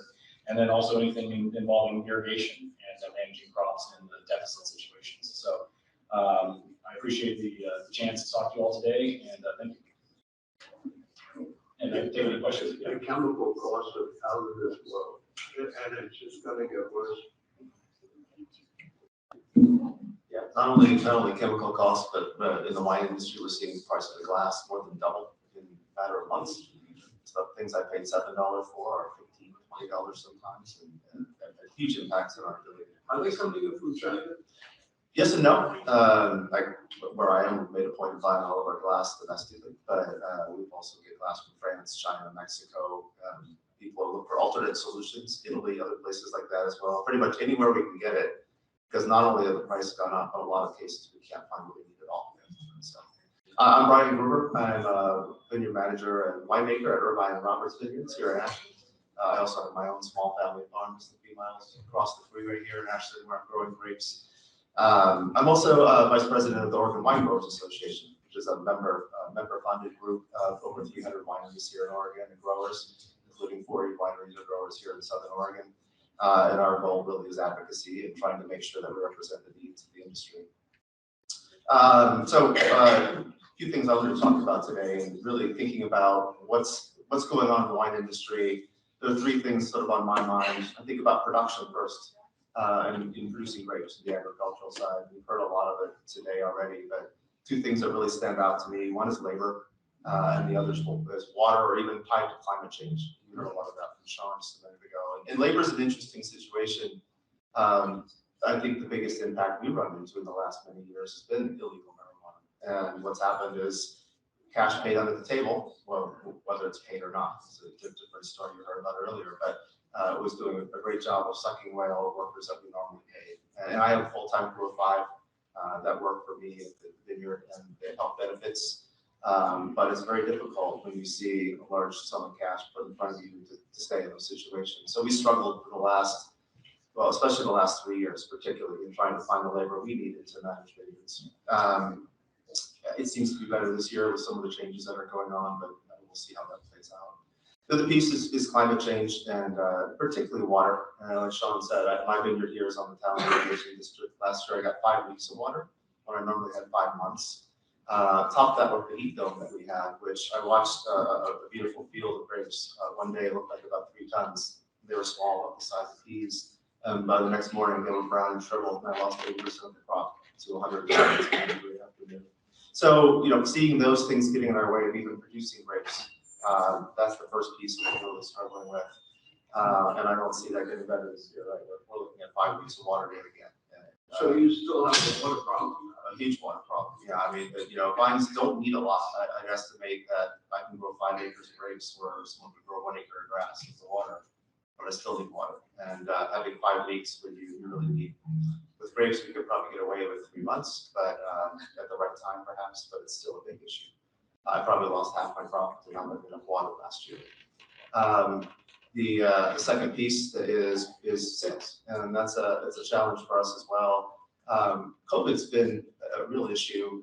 Obviously, within the tasting room, our business is mostly direct to consumers. Much of it is tied to people coming to our tasting room. Taps into a lot of tourism here in Ashland, and Ashland in the last few years hasn't had the Shakespeare Festival or even the regular tourism we're used to. We've seen the numbers in the tasting room down dramatically, and that's really impacted our sales and our ability to get wines in the hands of people. That said, really appreciate the work that OLCC has done to allow us to make some changes during COVID to the tasting room and move things outside and find alternate ways to get people in and serve them as well. One of the challenges we face here in Southern Oregon, particularly in sales, is we're a small region. We're reasonably new. We're not particularly well known. We're not nearly as well known as the Willamette Valley would be outside the state. And a lot of our challenges are just getting the word out and getting people to try our wines. And it's not necessarily an OLCC challenge, but it's definitely on our mind, working with the Rogue Valley vendors to try to do marketing organization to get that story out. But it's also a lot about tourism, travel, hospitality, and bringing people here, putting wines in their hands. And it's about the ability for us to ship wine to people. So the shipping laws that impact us shipping out of state are really critical. We're in the I-5 corridor. Just the ability to ship to Oregon, Washington, California is enormous for us. Wherever we can open up shipping and have more opportunities to ship is really essential. Last thing on my mind is things that just get in the way, regulatory burden. There's 2 things I think that stand out to me. One is the new online reporting system for OLCC taxes. I know when talking to other OWA members, when we got a chance to look at it the first time, the reporting burden of the new online system was dramatically larger than what we've been used to using on the paper system. To some extent, almost untenable for a lot of small producers when we looked at what was being asked. Thankfully, the OLCC did listen and said, hey, we're going to go back and take a look at this. We just hope that we can continue to be engaged in that process and find the right level of burden of reporting that meets your needs to get taxes collected and information, but keeps the reporting burden on our members low. A lot of our members don't pay any taxes because of the small producer tax exemption. So talking about a significant regulatory burden for someone who's not ultimately paying taxes is a big challenge. The other piece of it is bottle bill. I know we put cans into the bottle bill for wine coming in from 2025, but trying to stay engaged in the conversation about what happens to bottles themselves and wine bottles over the coming years is really critical to us. And lastly, I just say thank you to the team here in Southern Oregon. So one of the marijuana team here, but I felt that the OLCC has been there to help us. I've worked at a number of places over the years, run into situations where a permit fell through the cracks, and talked to the team here, and within hours helped me get everything back in place. Very important to get things right, but also they felt like they were there to help us. They were there to help us succeed and make things happen. We opened a new winery, and we were coming up against some burdens of grapes were about to be picked, permits weren't in place, and had people help us again, making sure we had everything, all the boxes filled in. But they did a good job of helping us be successful, and really appreciated that about the organization here in Southern Oregon, especially. And we appreciate hearing that too. Thank you.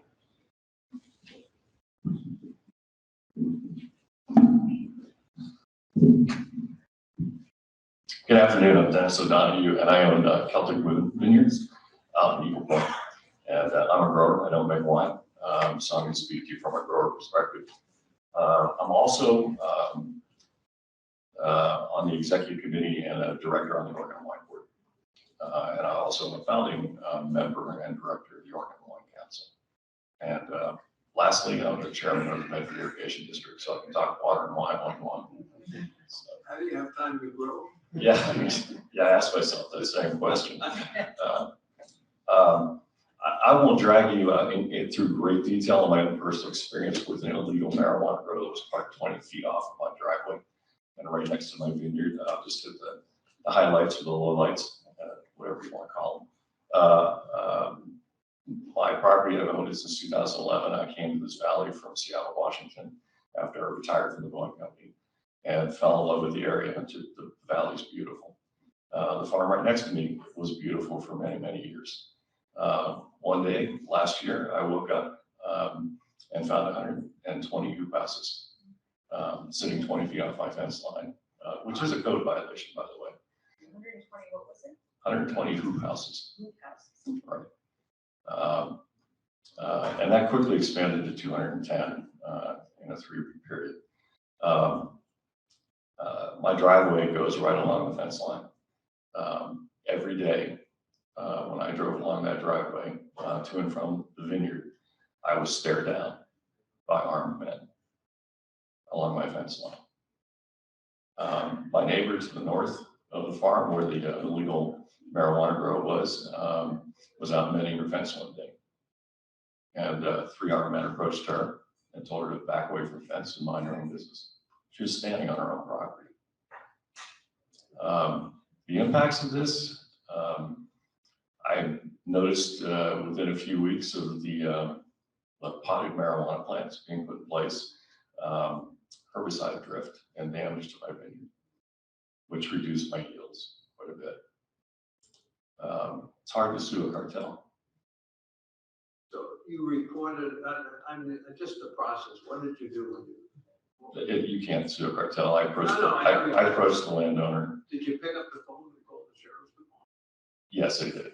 Yeah, and I work very closely with the county commissioners who, and at the time they weren't very aware of this problem or just the critical impact of this problem. They quickly got up to speed, as did our state legislators, to their credit. But you can't sue a cartel, and the landowner didn't care, quite honestly. And in fact, laid down, I didn't know that's marijuana. So some of the other impacts, we were facing an acute water shortage here in Southern Oregon last year, and they were pulling water illegally out of the irrigation canals. When we had to shut off the water on August 1st, which is very, very early, which reduced my yields in my particular end of the valley by 30%, they started to pull water out of the creek, Antelope Creek, which is a sensitive fish habitat. And the creek was pretty dry. Hazardous chemicals went into the creek and were carried downstream, which impacts wildlife. It was just a bad situation all the way around. You've heard about the labor issues. I've been forced to mechanize. All my operations are mechanized. So, these cartels come and go. And when they go, all those jobs that they're providing no longer exist. Well, I have workers come back to me wanting their jobs. I don't need you anymore. I've made the investment, I've mechanized. So those jobs aren't coming back. So there's lots to consider here. One that I want. Is that road gone, the one next to your house now?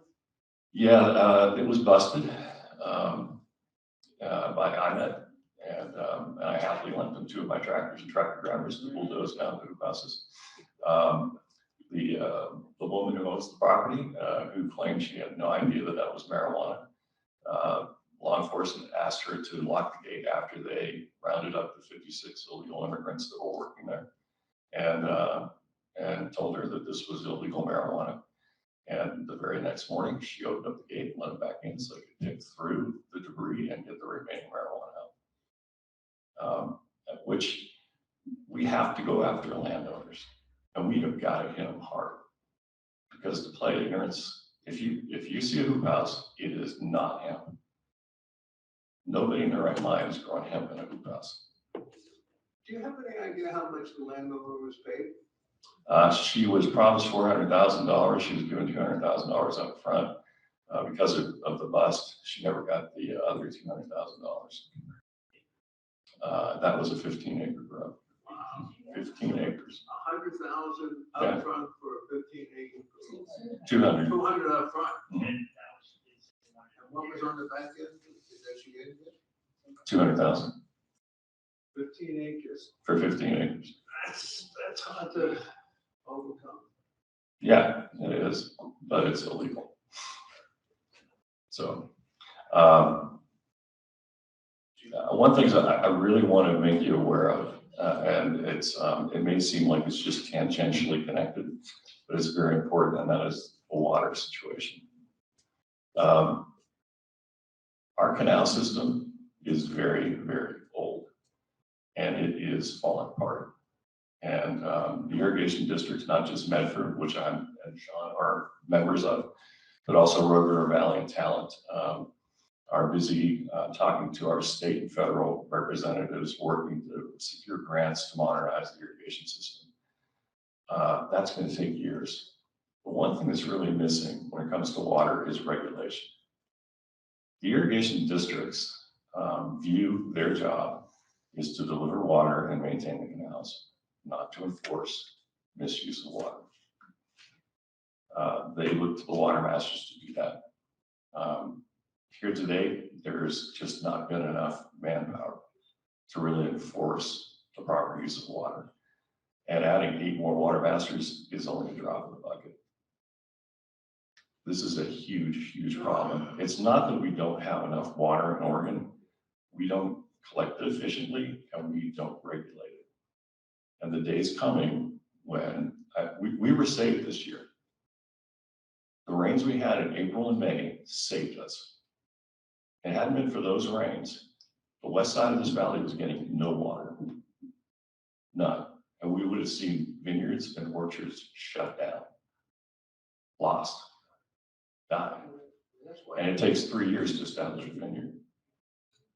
On the east side, we were looking at maybe 4 weeks of water, which probably wasn't enough. So we were saved, but who says we're going to dodge that bullet in the future? So we have got to make an effort at the state and the federal level to really improve how we use our water and have the means to enforce it. You asked someone earlier this morning what keeps you up at night. Water wars keep me up at night.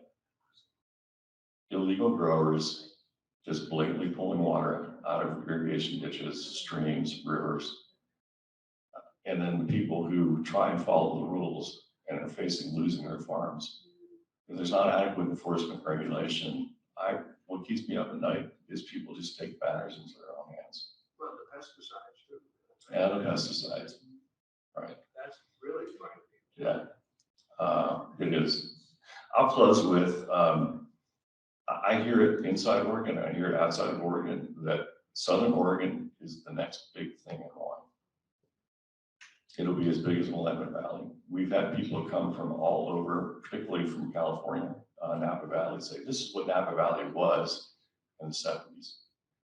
The wine industry could be the economic engine that drives the local economy. Can we coexist with cannabis?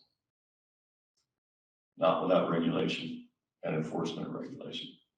And not if we don't start working together. The cannabis industry and the wine industry really need to come together to figure out how we coexist. And I think OLCC is a great catalyst to help make that happen. Thanks. That's one quick question. You said that, and you mentioned a lot of the illicit ones, but when you say that cannabis, you had issues with the legal industry too, or just? No, I have seen no issues with legal cannabis growers, whether it's hemp or marijuana. They're following the rules and they're trying to do the right thing as well. And it's been very, very hard on them as well. So, I mean, it's not just the wine industry that's being victimized here, it's the legal cannabis industry that's being victimized by this. So is the association going to present legislation on the water issue? Yeah. So I would say water issues are always very complicated and challenging to address through the legislative process. I think there is definitely interest in trying to figure out what to do on this issue. I don't think anybody knows exactly what that solution is.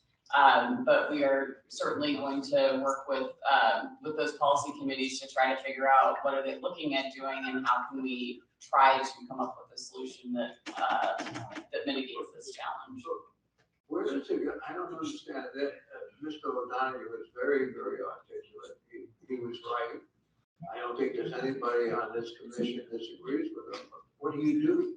What's the next step? I mean, you have to coordinate somewhere along the line, right? What are you gonna do? Well, and I think those are conversations that need to happen. I mean, the legislature has had a lot of discussions about water in the past, but the water issues are different in different places as well. And what you do in one area can potentially impact the other area. So you have, challenges that exist here that are different from the challenges that exist in, other parts of Oregon. And I don't know that we know the solution. I think we know the need and need to try to figure out how we can address that issue. I mean, there's a lot of infrastructure investment happening. I wrote down, the irrigation modernization. That's not really something that we've talked a lot about in terms of those investments. It's different because it's not necessarily the federal investment isn't happening at that level, and so trying to make state lawmakers aware of that being an issue, I think. I understand what you're saying, but my mind works differently. If you got a problem, you need a solution, and you got to work on a solution. Because as you said, between the marijuana, everybody that I know says the marijuana industry is to Oregon as the wine industry is to Bordeaux. That's what they say. Now you're saying that the wine industry in Oregon is the same as the Bordeaux industry is to France or the region. If you know it's coming, you got to plan for it. You know what the problems are, but I don't know. The next time you report to us, tell us. You want me to have a solution on water for Oregon? Okay, I will write that down and report back next time we're here. And avoid coming for a little while. You get my point. Yes, thank you. I'll just add that, I think today we build oil and gas pipelines across the United States. Someday we're gonna have water pipelines. That's how bad this is gonna get. Yeah. Because people won't take action until it's too late. You're right. And water is the next goal. And there's It is. no question about it. People Right. don't understand it. No, they really don't until it's not there. Well, on that note, try to make this a little more positive through all of the things you guys have heard this morning. My name is Scott Kelly. I am co-owner and winemaker at Paul O'Brien Winery. And although we are a part of the Southern Oregon EPA, I am up in the Umpqua Valley out of Roseburg. And so I'm going to be talking about things from a little bit different perspective, although our winery, which produces about 75,000 cases, sources grapes from Ashland to Forest Grove. So we kind of tend to see everything. In fact, I very much saw what Brian and Sean were talking about and Dennis about a lot of the Tempranillo that I buy from the Rogue Valley burned up last year in the heat. And I would say that, I have 31 years of experience in this industry in areas like Paso Robles where it's hot and dry. And you see consecutive buildup. So I think it's also important to mention that not only last year's crop was affected, but we also see future crops being affected because the buds for this year were formed last year. And so these vines over time through drought get long-term effects where we get degradation of crops and things. So that's another thing to add to the list, unfortunately. I am a treasurer of the Oregon Wine Council as well as treasurer of the Umpqua Valley Wine Growers Association. So we've got a couple hats on today. And I thought I'd cover a little bit about the Umpqua, but also talk about the wholesale market because that's where I sell most of my wines and give you a little bit of focus and scope as to what's going on out in the broader market, especially as we come out of the pandemic. And so the Umpqua Valley first planted vinifera grapes in 1961, so it is the birthplace of Oregon Pinot Noir. It's a lesser known region in that, we are not within an hour of a major population source. So we don't have the Oregon Shakespeare Festival in our backyard that brings a lot of tourists to the area.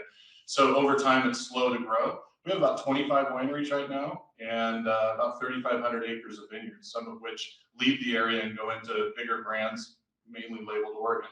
So there's quite a bit of activity going on in the Umpqua. I would say the vast majority of our vineyards are dry farm. And so we deal with other issues in that if we don't get the rainfall, we are at the mercy of Mother Nature. We don't have irrigation districts. We don't have groundwater. We're able to dry farm, just like the Willamette Valley. So we get enough rainfall to do that successfully year in and year out. However, the last 5-6 years have been a challenge for sure. This year, careful what you wish for, almost too much rain now. So it's been a bit of a challenge, but I think we're back to a little bit more of an Oregon vintage this year. We'll see what happens in the future. Because the rains were definitely beneficial, as Dennis said, for us as well as the Road Valley. So, as I take my wines out into the market, we're really focused on building the Umpqua Valley name and reputation. We want to put the Umpqua on the map. We are very, very different than both the Willamette Valley and the Road Valley. As I mentioned, one of those key things is the ability to dry farm. We have a diversity of varieties. We grow about 40 different varieties of wine grapes in the valley. And that allows us to experiment and show the diversity that we can do. The Umpqua is about 75% mountains and hills. And so it's like facets on a diamond depending on where you're planted, which means you can grow a lot of different varieties in that area and produce world-class wine at the same time. So we're not so much a valley as much as we are the land of 100 valleys up in the Umpqua. We tell this story regularly. My partner and I have been out, spreading the word and trying to sell Oregon wines and Umpqua wines out in the market. We've had some really good success. We're now distributed throughout 50 states. And there's a great reception to both our brands that are labeled Oregon as well as the Umpqua Valley wines that we're selling. I would say the pandemic was beneficial to those brands that were positioned in grocery stores because that's all that was open. So everybody bought their alcohol across the country into grocery stores or controlled stores, depending on the state. As restaurants have opened, we've seen a surge, and it's been great to see in the wholesale market the benefits in major cities. The interesting thing is Oregon is positioned at a higher price point, and we tend to sell, more in the $20 and up, which is a great thing because we don't play in that $10 and under, which is actually a declining market in the wine industry that we're seeing. So there's a lot of benefits to not just our price point, but the nature of Oregon wines and the positivity out there about growing Oregon wine. I will say the first comment you made about Oregon and the industry within Oregon is relatively important, or not relatively important, it's relatively large. But coming from California and the size, just to give you some reference, the amount of vineyards in Oregon right now are about 40,000 acres. That fits within the Napa Valley AVA alone. So just to give you an idea of size and competition and what we're up against between both California, Washington, and some of the other states like even New York out there. It's a very competitive market, especially when you include the international imports. And so we have some big challenges to overcome. And we look to use marketing, obviously, to tell our story. And how do we do that as an area? Umpqua Valley Wine Growers Association was hit rather hard during COVID. We were able to raise all of our monies over the past few years through events. Of course, taking 2 years off of events means we don't have any funds for marketing. And so we've been looking at grants in different ways. And I think this really does lead back to a conversation about the Oregon Wine Board that Fawn mentioned, and our goals of really looking to how do we best use those self-induced tax dollars. We all pay $25 per ton into the Oregon Wine Board, and how are those dollars used and best used to tell the story of particularly the smaller ADAs? Is that better done by the regional organizations, or is that better done at the state level, so to speak? And these are going to be growing pains. We saw that in California as we grew up. There are commissions down there, Lodi Wine Commission, Sonoma Wine Commission, but you see those are ADAs already. There isn't really a California Wine Commission the way there is in sort of an Oregon Wine Board. And so those are things that we're going to sort out over time as we have these conversations and we work through them and find ways to better market our wines in the international landscape and get out in the wholesale market and sell more wine. You've done a good job in marketing it. I mean, worldwide, there's people who really know what to do. Oregon has a good name. Absolutely. Oregon has a great reputation, and that's probably the biggest hurdle, right? Stage one is just what is your reputation of quality? And I think we've achieved that hurdle first and foremost, which is the nice thing. And correct me if I'm wrong, but it seems to me the higher the inflation goes, the more people want expensive wines. There's no doubt about it. It's an interesting fact. We used to sort of think that $14, $15 wholesale, that means what I would sell it to a restaurant.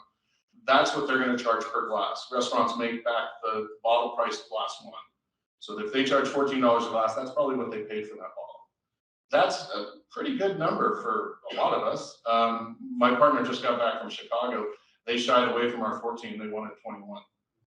You know, a $20 glass of wine in Chicago, downtown Chicago is nothing. You know, they didn't shy away, they were buying that all day long. So, yeah, I guess, you know. I'm not gonna get into anything. I'm not gonna get into it. But I really appreciate your time today, and we're excited about the future of Umpqua Valley, and you know, look forward to continuing the growth. Well, you have our complete support.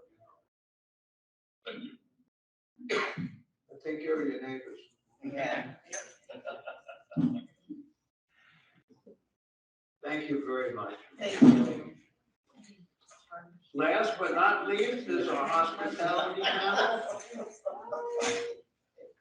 Greg Antley, Jill Dini, I apologize if I didn't pronounce it right, Terry Hopkins and Belinda Merrick. Did I pronounce your name right? Yeah, right. Jill, You got mine right, Jill. I did. Italian style.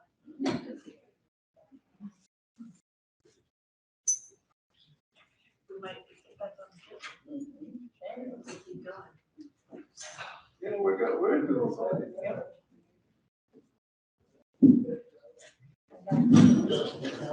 We know you haven't taken a lot of breaks, we want to say.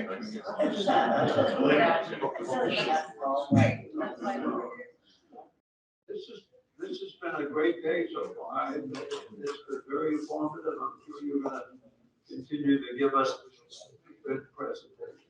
Not to put the pressure on us, right? No, no. Gotta finish strong. Well, thank you very much for having us. I'm not gonna bother with the microphone right now, so I'm not gonna speak for long. We're gonna start with Jill and ask Lauren to talk, Terry, and all that, you know, for us also. Very good. Thank you. And take your time. We want to hear, we're not in a rush. I don't have enough money in the parking meter. That's a different story. My name is Jill Dini, and I'm the owner of a restaurant in Grants Pass called Bohemian Bar and Bistro. We have been strong for 10 years. Will you come closer to the mic? Okay. I don't like these things. Okay, so I guess the first thing I want to say is in reference to the pandemic, our community, our very, very loyal local customers, the PPP and the OLCC kept us from going under. If we hadn't had parklets for the extension of premises, or if we weren't able to start to-go cocktails, I don't know what would have happened. It would have been a whole different world. So it was a struggle, and we just are appreciative of the things that did come forward to support restaurants and keep them in business. So that was a great thing, and thank you. As far as what's going on now, it's very confusing, what we can and cannot get from the liquor store for our business. We can't get the normal fifth that you would use in a bar for many, many types of alcohol, mostly the ones we use the most, Jameson, Gordon's vodka, things like that. If you get a big jug, you can't use that behind a bar. I mean, you can't pick it up and pour drinks. It's pretty complicated. So I don't really know where that's coming from. I don't know if it can be remedied. If it's going to change, I have hope for that. I mean, I've heard a little bit about it. I think it's like the union. But I did hear people very the bottles. And that's illegal. So what? Jill, are you talking about the beer bottles or the half gallon? The half gallon. Yeah, the half gallon plastic bottles. What were you getting before? Fifth, because that's, you could handle a Right, small. no, I understand that. What we're thinking is that this should run glass. Yes, The major glass manufacturers is preferable. can't get glass in the world. And you can't get that anymore. Exactly, they're not getting the glass. although we do Okay, it. so, but why does it have to be half gallons? Even if it's not glass, I mean, I don't know. And Well, let's, I just don't know if there's something going to change in the future. If it's glass, Steve, you glass, got- I understand. Chris is online.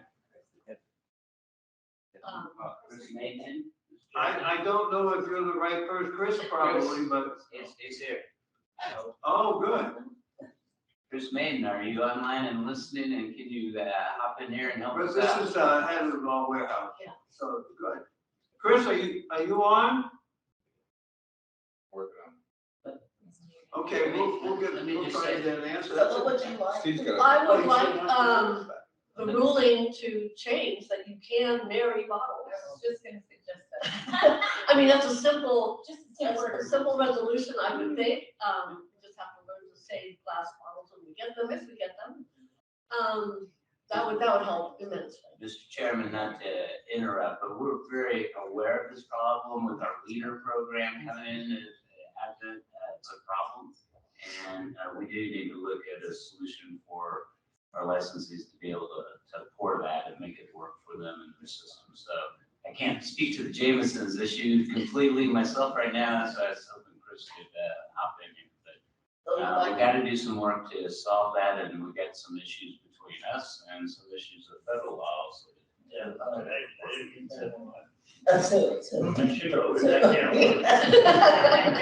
So you'd like an interim ruling to be able to marry bottles until you find a final solution? Right, exactly.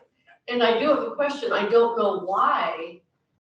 There seem to be a lot of brand name, well-known brand name products that we just can't get. We put in our order and they say, sorry, can't get it.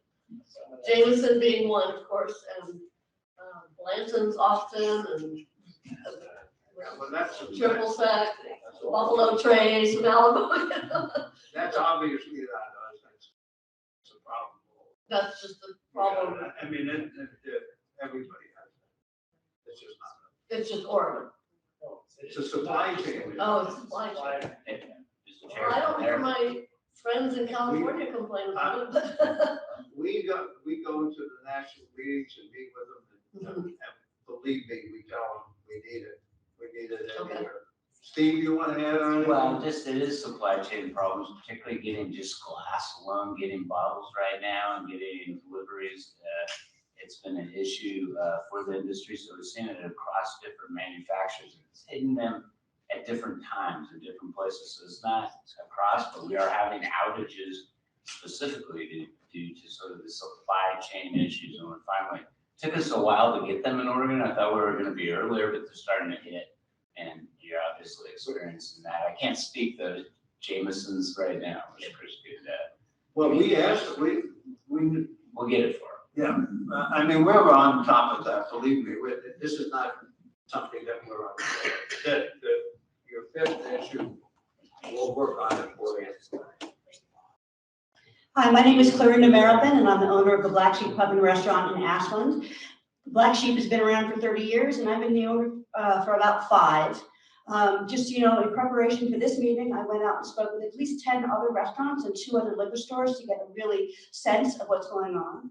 I would like to let you know Ashland is right now, we've lost 3 restaurants in the last month. Prior to that, we've lost about 2 that I know of in the past 3 months, and then innumerable before that. So the restaurant industry in Ashland is suffering right now. Part of that is post-COVID. Huge piece of that is staffing, which I'm not going to address here, but you guys all know. I'd like to talk about a number of issues that I think you guys can directly help me with. One is the flow of liquor inside the state. A lot of things go to Portland and don't come down here. I spoke with one bar owner whose Japanese whiskey is central to what they have. They can see it on the OLCC website. It gets down maybe as far as Eugene, maybe not even that far. And she's to the point where, like, let me just go to Hilt and buy this because this is on brand for me and I can't do it. How am I going to get what is our major brand into our place. We talked about triple sec and other things. Again, if you look on the OLCC search site, it's so frustrating when you see it up there in Portland and it's not coming down here. So I understand that there are shortages, but there's shortages and there's shortages within the state. So the flow of liquor within the state is the first issue. The second issue is the flow of liquor from out of the country or out of the state in here. And I can tell you, for instance, prior to COVID and through COVID, I've been trying to get a marigold liqueur called Araceli. It's been 3 years. I went through OLCC, I've been through my local liquor store. I can't get anybody to notice that I need it. And if I do get a liquor, because we got an Aylesbury Duck, which is a British vodka, we were told we had to buy a case, which is great, but I don't necessarily need to buy a case. I need to get enough of it in. And when we did get it in, and it came in all across the state. So immediately there was fast forwards from all the other places. Everybody carried it. We were not unique in our space. Now let me tell you why this is important. The #1 Irish whiskey in the country this year, we can't get in Oregon right now. And it is available if I go across to Hills. I can see it because I drink it on my own. But I can't get it from my What's the bar. name of the Irish whiskey? It's gonna run out of my head because I'm nervous. I will tell you as soon as it's done. It's in a blue bottle. I can't remember it. But it is like, that's the #1 rated in the country. I've been trying to get it in, but it's, there is a rum that's the only Brazilian-made rum in the U.S. It's made from sugar mash. We can't get it. It's 3 rolls. It's from Louisiana.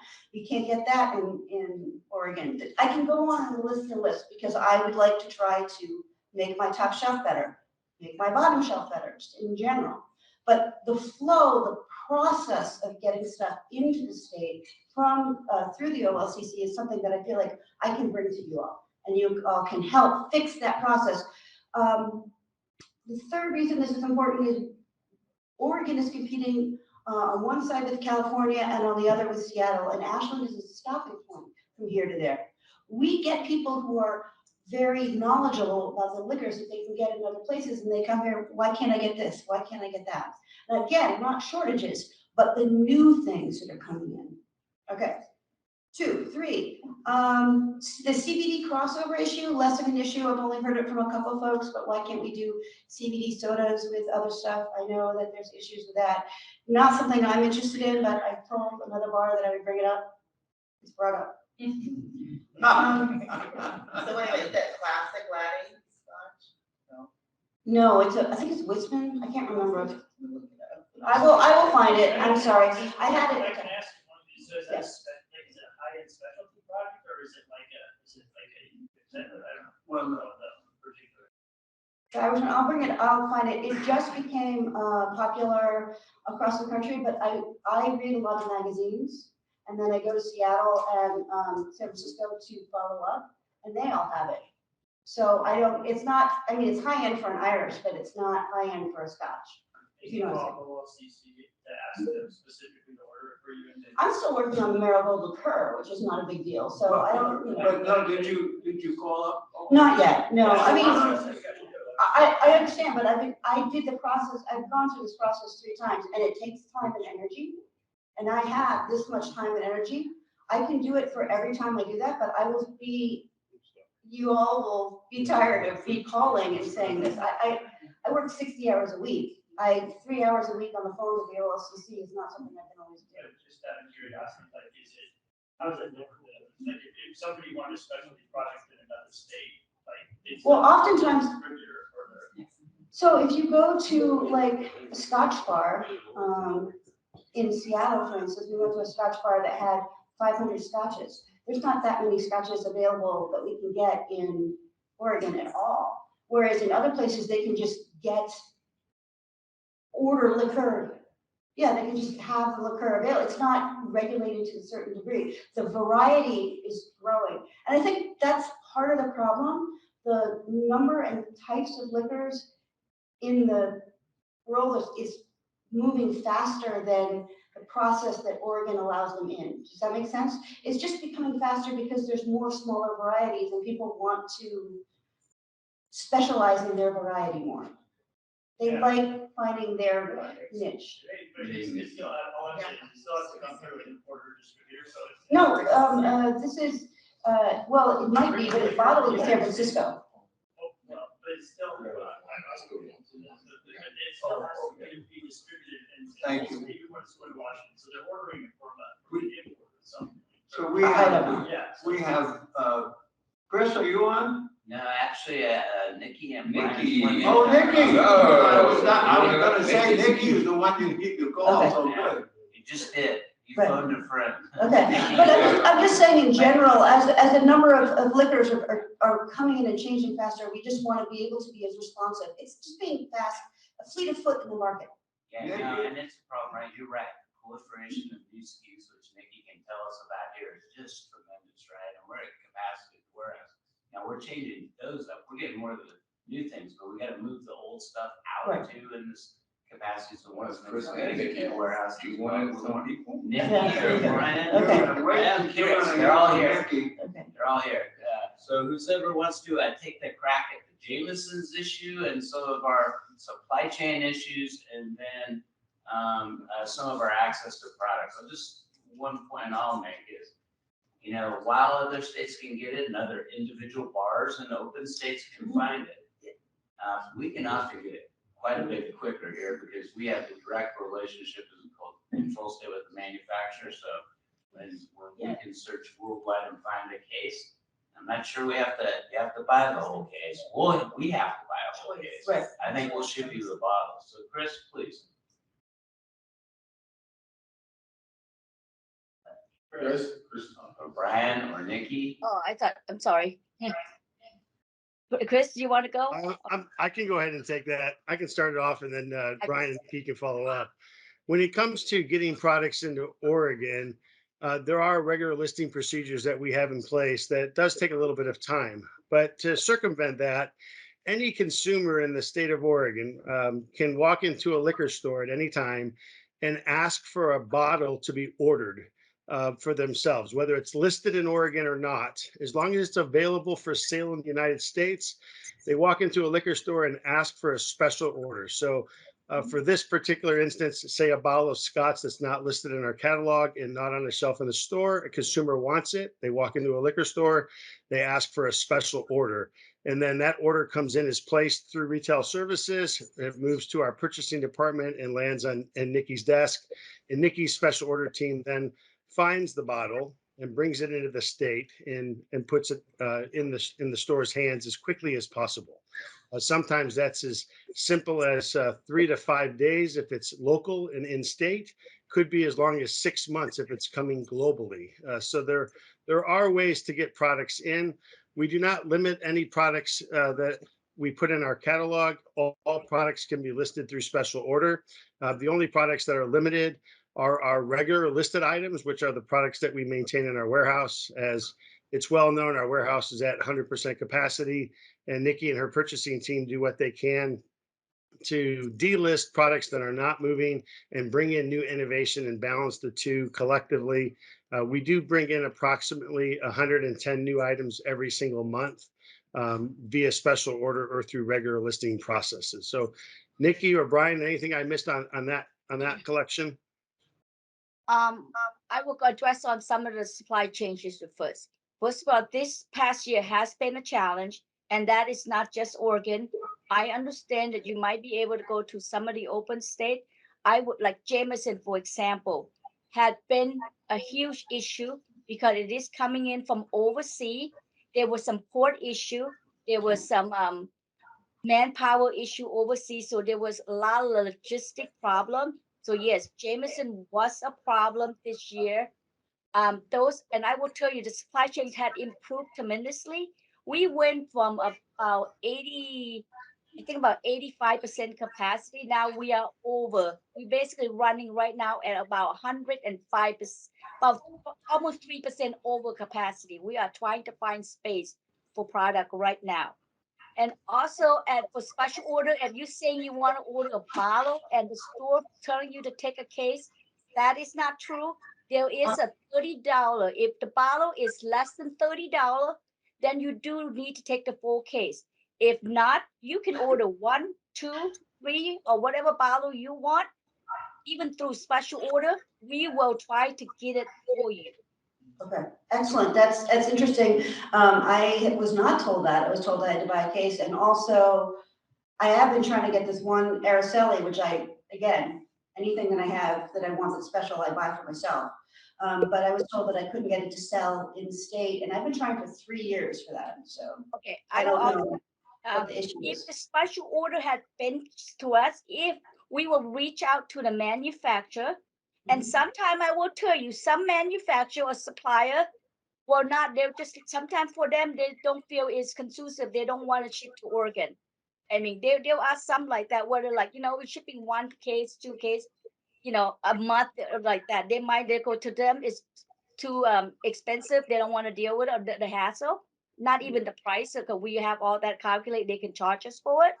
But so we rely on the manufacturer or the supplier. If they choose not to, we can't, we just, there's nothing we can do there. But if most manufacturer, if you are trying to order something and you're not getting a response from the store, please reach out to us. I mean, if I'm not aware of it, we will do our best to get you an answer. Okay, thank you very much. Just, Mr. Chair. So my name is Brian Fleming. I'm the director of retail, and what Nikki just mentioned regarding liquor stores, if you're not getting the kind of follow through and answers from them, absolutely you can reach out directly to us. But more importantly, we have a host of just fantastic stores down in the Medford and Ashland marketplace. You probably visited a few of them. The selection is grand. And if you're not getting the answers you desire from your store you're purchasing from, please don't let me know who it is. We can do that offline, but we definitely have Medford and Ashland stores that are primed and ready, and I know want to fight for people's business. So we're here to help. Special orders are unique. We will try our best always to get the product, and to Nikki's point, sometimes it's not worth shipping a case to Oregon, but we're definitely interested. And I think Nikki has 4,000 active SKUs almost every day, and then upwards of 10,000 codes that we've either procured once or multiple times through regular listings. So I hope that's helpful. And we're happy to help where we can. Yeah, and I want to stress again, special order is there for for us to enhance our selection. So yes, definitely, if you want something, please go visit your local liquor store, and if you're not getting the answer you need, please reach out to us. Like I said, my team and I will do our best to, if nothing else, let's give you an answer of why we can't get it. Thank you. Okay, I got a couple more things I want to bring up. One is not something I think you guys are directly involved with, but you guys will affect. It's the raising the floor of the cheapest liquors, which I know that there was a bill last year, 2 bills last year, because I was told the reason is they want to raise the floor of the cheapest liquors so kids can't go into a liquor store and buy things. Great for kids, great for liquor stores, not great for us, because if the cheapest liquor we can buy is $9.99 for a well vodka, that means our well prices are going to go much higher. Again, I understand this is coming through the legislature, but I know you guys are aware of it. Finally, the last thing I want to talk about is enforcement. This was more of a problem in the before pandemic times. But the fact that the monies from enforcement, from the people in enforcement, goes back to the local offices, I believe is a problem. I can tell you in detail, we had a problem with someone who came in and smelled cannabis. It's a long story, but they had been in, we actually took it to a judge and we won handily. The judge was appalled by what the enforcement agents were trying to do. But I believe the reason they were trying to do it is they were trying to get money for their local offices. This is not an only time thing. I mean, they lined up all of my staff in front of my patrons and sniffed them. It was that bad.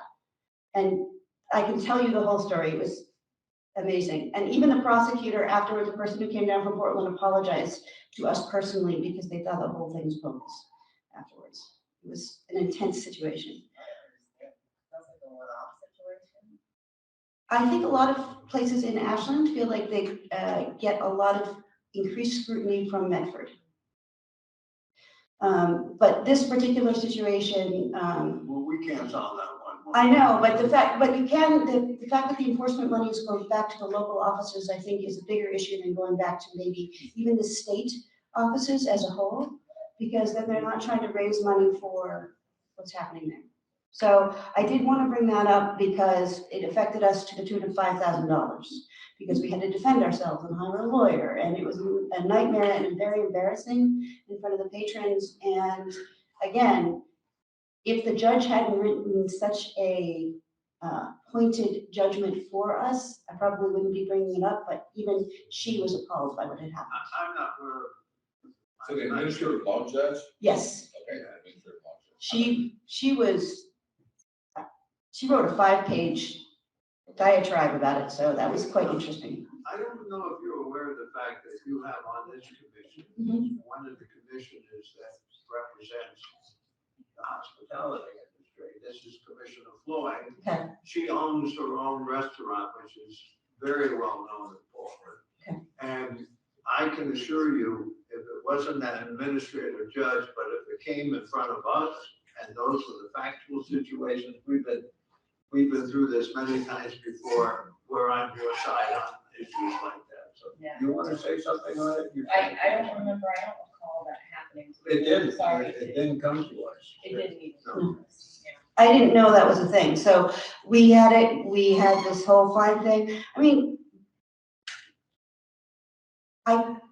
they came up at one point to prove that there was no airflow when, like, they didn't introduce themselves. They held up a lighter and they took a picture of the lighter higher to prove that there was no airflow, so no cannabis could come in. Like, we have 14-foot ceilings. Do you understand how airflow works? And we have a negative airflow, so there's no way they could have smelled it coming from the kitchen. Because anyway, it was a nightmare. But it was definitely a thing. So, and it was a very costly thing for us. It was in the pre-pandemic times, so it has been better since then. Well, I think it's always good for this commission, this board up here to hear the other side of things. I've always said, we only get to hear one side, we only read one side of the stipulated settlement agreement. We're only capturing one side of that, right? And so it's important for us to hear that. So thank you for sharing your story. And you guys probably don't know, but I run a safe establishment. I am there every night, or almost every night. I've missed like one night in 2 weeks. I don't allow drugs. We have a very safe LGBTQ community who comes in. We have seen an increase in racial violence this year, which is actually very disturbing to us, but we've been able to keep a cap on it. It's my pride that I bring that forward, and to have somebody question that was, okay, sorry. Thank you. Mr. Chairman, I'll just weigh in here for a moment. That did happen. They were overturned by the LJ. We had a bad inspection. It was over 2 years ago. And if you have any of those concerns in the future or see things like that, please do call Jason Hansen. He's right there. He's our public safety director, because that's not the practice that we want to have. So appreciate that. And I just got clarification of what it was, because I couldn't remember it. So thank you. Thank you. I have a question, a follow-up question to that. Steve, is that inspector still with us? Yes, it is. Okay, thank you. Good afternoon, Commission. I come today wearing 2 hats. I will start with the first being I'm the membership representative for the Oregon Restaurant and Lodging Association that serves the Southern Oregon area and a little bit beyond. And like Jill said, I too will start with a thank you. Throughout the pandemic, I was tasked and took great pride in helping a lot of restaurants that had been in business for decades, like these ladies, that had never ever seen anything like what they were going through, and had a call for help, lots of questions. How are we going to do this? And whether it was BOLI or unemployment department, governmental agencies across the state, I was often tasked with going out and finding the answers. And whether it was through myself or Greg Astley, OLCC was always there to take the call, and not just take the call and give us lip service, but find solutions for our members. Like Jill said, I know that there are a lot of restaurants that you saved by expanding outdoor dining, by offering to-go cocktails and really being there and showing your interest in the industry. And the biggest part of that, I think, was communication. So anytime I called the Salem office or our local Medford office, I always got to reach a phone call. And I can't say that with most other agencies that I worked with throughout the pandemic, and that's huge. So thank you.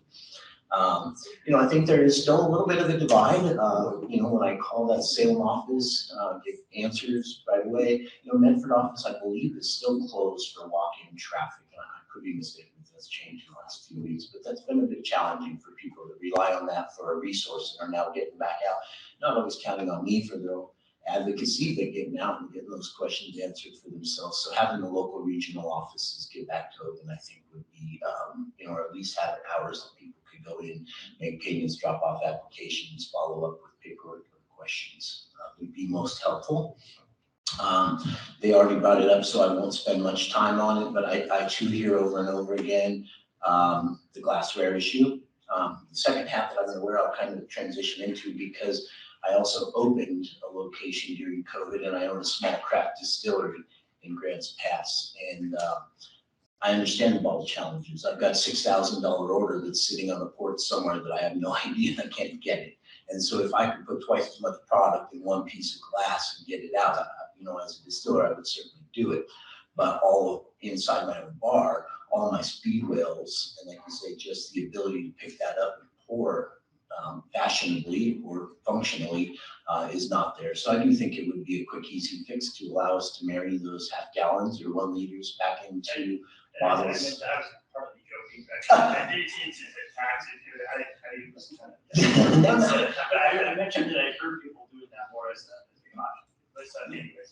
But yeah, And I think with that, it would be reasonable to expect that it still goes back. I mean, if it's Jameson, it still goes in a Jameson bottle. No, we're not. We don't have a whole line of apothecary bottles that have no labels and SKUs. And but just I do think even if temporary, there's a fix available there. Also talked to folks that were very grateful as we expand some of the offerings in rural areas to have liquor stores in many of the rural communities, maybe grocery section have been approved. I know out in Murphy, that was a big deal for several of my operators there. As I transition that hat into speaking on behalf of the distillery, I did choose to be crazy enough to open a food and beverage location during the pandemic. It had been going, we put it on hold for a while and then accelerated our plan as we thought we were nearing the end. And again, OLCC was great. Retail Services Division, Melissa Spade, Nikki on the call here today have all been very helpful in helping me get up and going. And Dave, our regional representative here, has been a huge resource. So although it's quite a challenge to get that open during these times, I feel that the OLCC has been there as a resource for me, not a roadblock. And so I thank you for that too. Thank you very much. Yeah.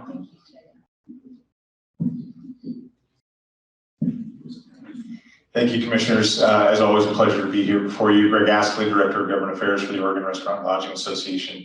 I'll keep my remarks very brief. The only thing worse than standing beside people and food, in front of that is cocktail hour, and I don't know if it's too early for that yet. But, so I want to just maybe talk a little bit more about kind of a 30,000-foot view of what's happening in our industry right now. You've heard about staffing shortages, you know about supply chain issues. Along with that, of course, are inflation problems. The cost of proteins have gone through the roof. Transportation issues, the cost of fuel has gone through the roof. With all of those things here in Oregon, we also have to contend with wildfires in the summer. And right now we're coming up on a time when that's a very real issue. And as much as we appreciate those parklets and that outdoor dining, that's impacted by the wildfire, the smoke, and the heat. All of those issues combined to make it very difficult for restaurants. And it took us 24 months through the pandemic to get to where we are. It's not going to be 2 months before we get out of it. We have a lot of restaurants who may be doing well now, but who have 2 years of debt. Hundreds of thousands, if not millions, in some cases, of dollars for independent operators, just like you heard from today. And so as much as they can, they're trying to fill those dining rooms and those bars. Staffing shortages make that difficult. So they're not even able to make as much money as they could because of some of those issues, or not being able to get the proteins or the to-go containers or any of the other things that they may need to operate. So as much as we want to be optimistic and hopeful, we have to be realistic as well and pragmatic about the fact that we still have a long way to go before recovery is here for the restaurant industry. And so anything that you can do, we certainly have appreciated the partnership we've enjoyed with OLCC, the commissioners, the staff, to help to minimize any new regulations, any continued burden on our industry. It's the same request we're making of the legislature. Whatever you have in mind, please don't. Just put a pause on everything until we can kind of catch up. There's just so much right now that's coming at us as an industry, and if we are going to recover, we need that breather, and we need some time to get back up to speed. So thank you very much, and with that, I'll just open it up for questions or comments. Chair. I just want to thank you for you both, and I don't know what Jill went, but taking time out of your busy days, taking time away from your restaurants, to be here and share with us your stories. From restaurateur to restaurateur, I commend you and I applaud you for doing whatever it took the last 24 months to keep your doors open, the lights on, and staff employed, because it hasn't been easy. It has been the most intense, stressful situation. I'm sure many of us were drinking wine for breakfast. And as we look at these things, to your point, Greg, as we look at where we are in the back end of this, we've got a new host of issues, of problems and challenges that they look a little different, but they're just as challenging as they were at the onset, right? And one of the things, this has been the big question, what keeps you up at night? And as restaurateurs, I don't know about you, but for me, what keeps me up at night is staffing problems. And this is under other circumstances, right? Normal circumstances. Staffing problems, managerial issues, that's real heartburn. And so you add that on top of high inflation. We've got, increasing gas prices that are driving our food costs up, and then fuel surcharges. We've got wage regulation, the high wages we're paying right now. You've got that right, and we're competing with the competition, right? And this labor pool knows that, so we're paying more than, I was concerned once upon a time about that $15 an hour. Now we're talking about $18, $19 an hour plus tips, right? So, and one of the things that I'm surprised I didn't hear anybody talk about, because I'm talking about it, but we couldn't just wait for these new taxes on our industry, right? We've got new taxes on top of supply chain issues. We can't get half our product, any given Sunday. So it is a seemingly insurmountable, implodable situation, and restaurants are the cornerstone of our community here in Oregon. They are. And I commend you again, and I salute you for tapping into that grid, getting creative, doing whatever you had to do, changing the model, not once, not twice, but in 24 months, probably over and over and over, whatever you needed to do to keep your doors open and Oregonians employed. I salute you and I thank you, and I've got nothing but love, respect, and admiration for you in this industry, so thank you. It's hard to beat that one. I know. I just had a question. You probably don't have enough data yet, but my concern, and that's why I just want to know, have you seen this yet, or is it something that you're looking at about consumers changing their behavior? And I think that may be the next issue coming with the inflation. Let me, directly in the last 2 months, our credit card sales have gone from about 70% to about 90 to 95%. Usually that it happens after Christmas when nobody has any cash, but to have that happen right now, we see that as, or I see that as preceding a recession or depression. I see people changing those habits, meaning that a lot of my locals, not just the traveling folks, but a lot of my locals don't have cash, so they're putting it on credit. So direct data point for you. Yeah, I think during the pandemic, a lot of people learned to cook for themselves. Once we came out of it, they were welcoming ready Fresh, to yeah. go out and to eat again in a restaurant with family and friends. I do think that because prices are having to increase because of inflation, because of gas prices, people are starting to pull back a little bit from that. And we don't have a lot of empirical data at this point. It's still relatively fresh. But I would anticipate that we'll start to see a downturn in visits to restaurants just because of that. It'll be more difficult for people to afford to go out at this point, so. Thank you. So what would you want, you and I have played in-depth conversations trying to resolve your issues, and I don't know where the whole school thing is going on, but what would you want, or what do you see specifically that the OLC can do? It would be that request that we're making of the legislature, you know, any new regulations, anything that you're thinking about that would hinder our ability to operate as an industry. I would just hope that we think long and hard before we implement anything. Otherwise, continue to do the job that you've done because it's been wonderful.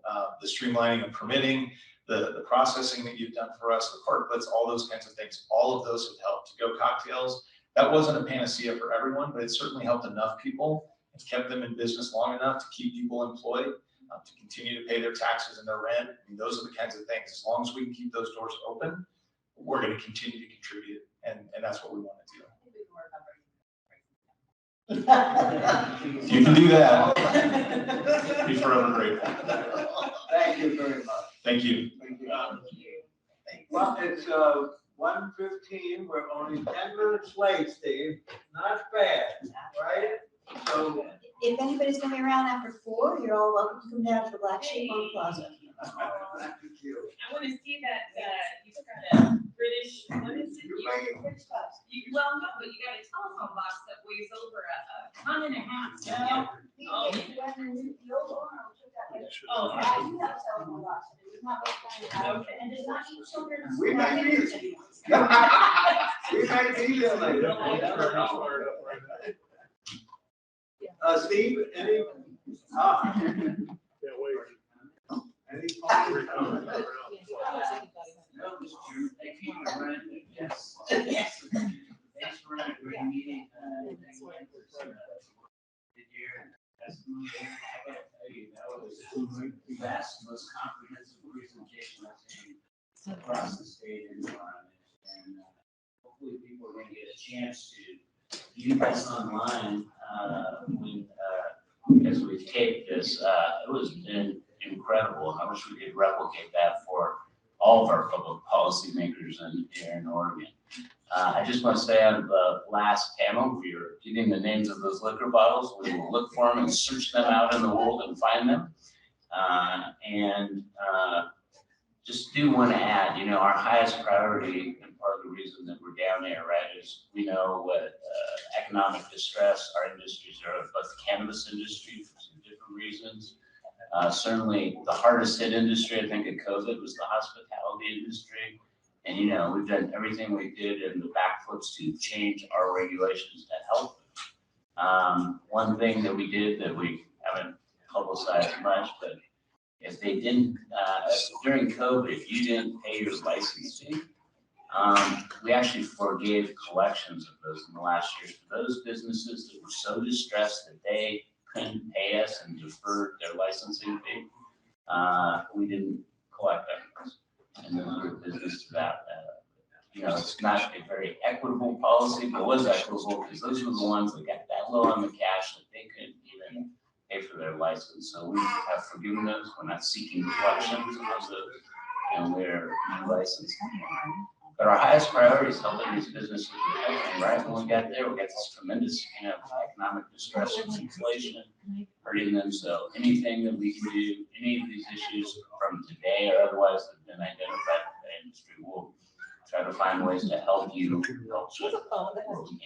I think it was abundantly clear today that all these organizations appreciate it's abundantly clear that that's true, and it is true. And this has been a great meeting. I've thoroughly enjoyed it. Yeah, it's been a good educational meeting. I also think that it's fair to say that the biggest risk to this industry, if we I agree. I think hands down for the safety of the communities, whichever way you look at it, the greatest risk to the legal and legitimate cannabis industry is the illegal. And we have to do everything that we can, or we won't have a legal industry to be proud of, that we can help our people get the product out in a way that we can. So, You know, we're all parents up here. What cut to my core when I saw those illegal grow sites right next to school? because following that is guns, following that is illegal activity. Yeah. Violent behaviors. Yeah. So I think from the top down, from every industry, from the safety, everything that we're supposed to be doing as an agency, the best thing we can do for our is get that under control. I think one thing is changing as a parent is that to have organizations finally, have the industry finally organized. One of the things that I think was mentioned earlier is that all of these organizations are finally looking for one source to regulate. And whereas we've never been interested in a power grab, I think we need to be prepared that one source to regulate a lot of this and to bring organizations together administratively will be OLCC. Because with multiple enforcement, multiple levels of experience to enforce or regulate or administrate, it's not there. One of the things that I've talked to Steve about over the years is that we're a very naive government compared to the rest of the country. We don't meet every year. And when interstate commerce comes, my biggest fear is that it'll be a juggernaut from the east, where our taxing system is perhaps not where it needs to be as far as where that regulation goes. And we are now looking at, the industry is now looking at us to regulate them in ways in which we talked about regulating them 8 years ago. Because we had experience with alcohol and wine. Many of the individuals who were there didn't want that regulatory oversight. And it is hurtful. Yeah, very true. The very last comment I want to make is that I hope this morning some of the legislators in particular understood that there's some very articulate, bright people sitting up here, and we're on their side. And they should utilize us a little bit more in terms of getting some of those points. I think we're underutilized. And it's not you can't do it, they have to understand that. We're here to help them do it. With that, we have a 1:30 at the Irvine Robbins Vineyard, right? Yep, lunch. And we need to go, and there's lunch there, so we need to leave here, say goodbye, and the meeting's over. Thank you very much. And town hall here at 6 o'clock. So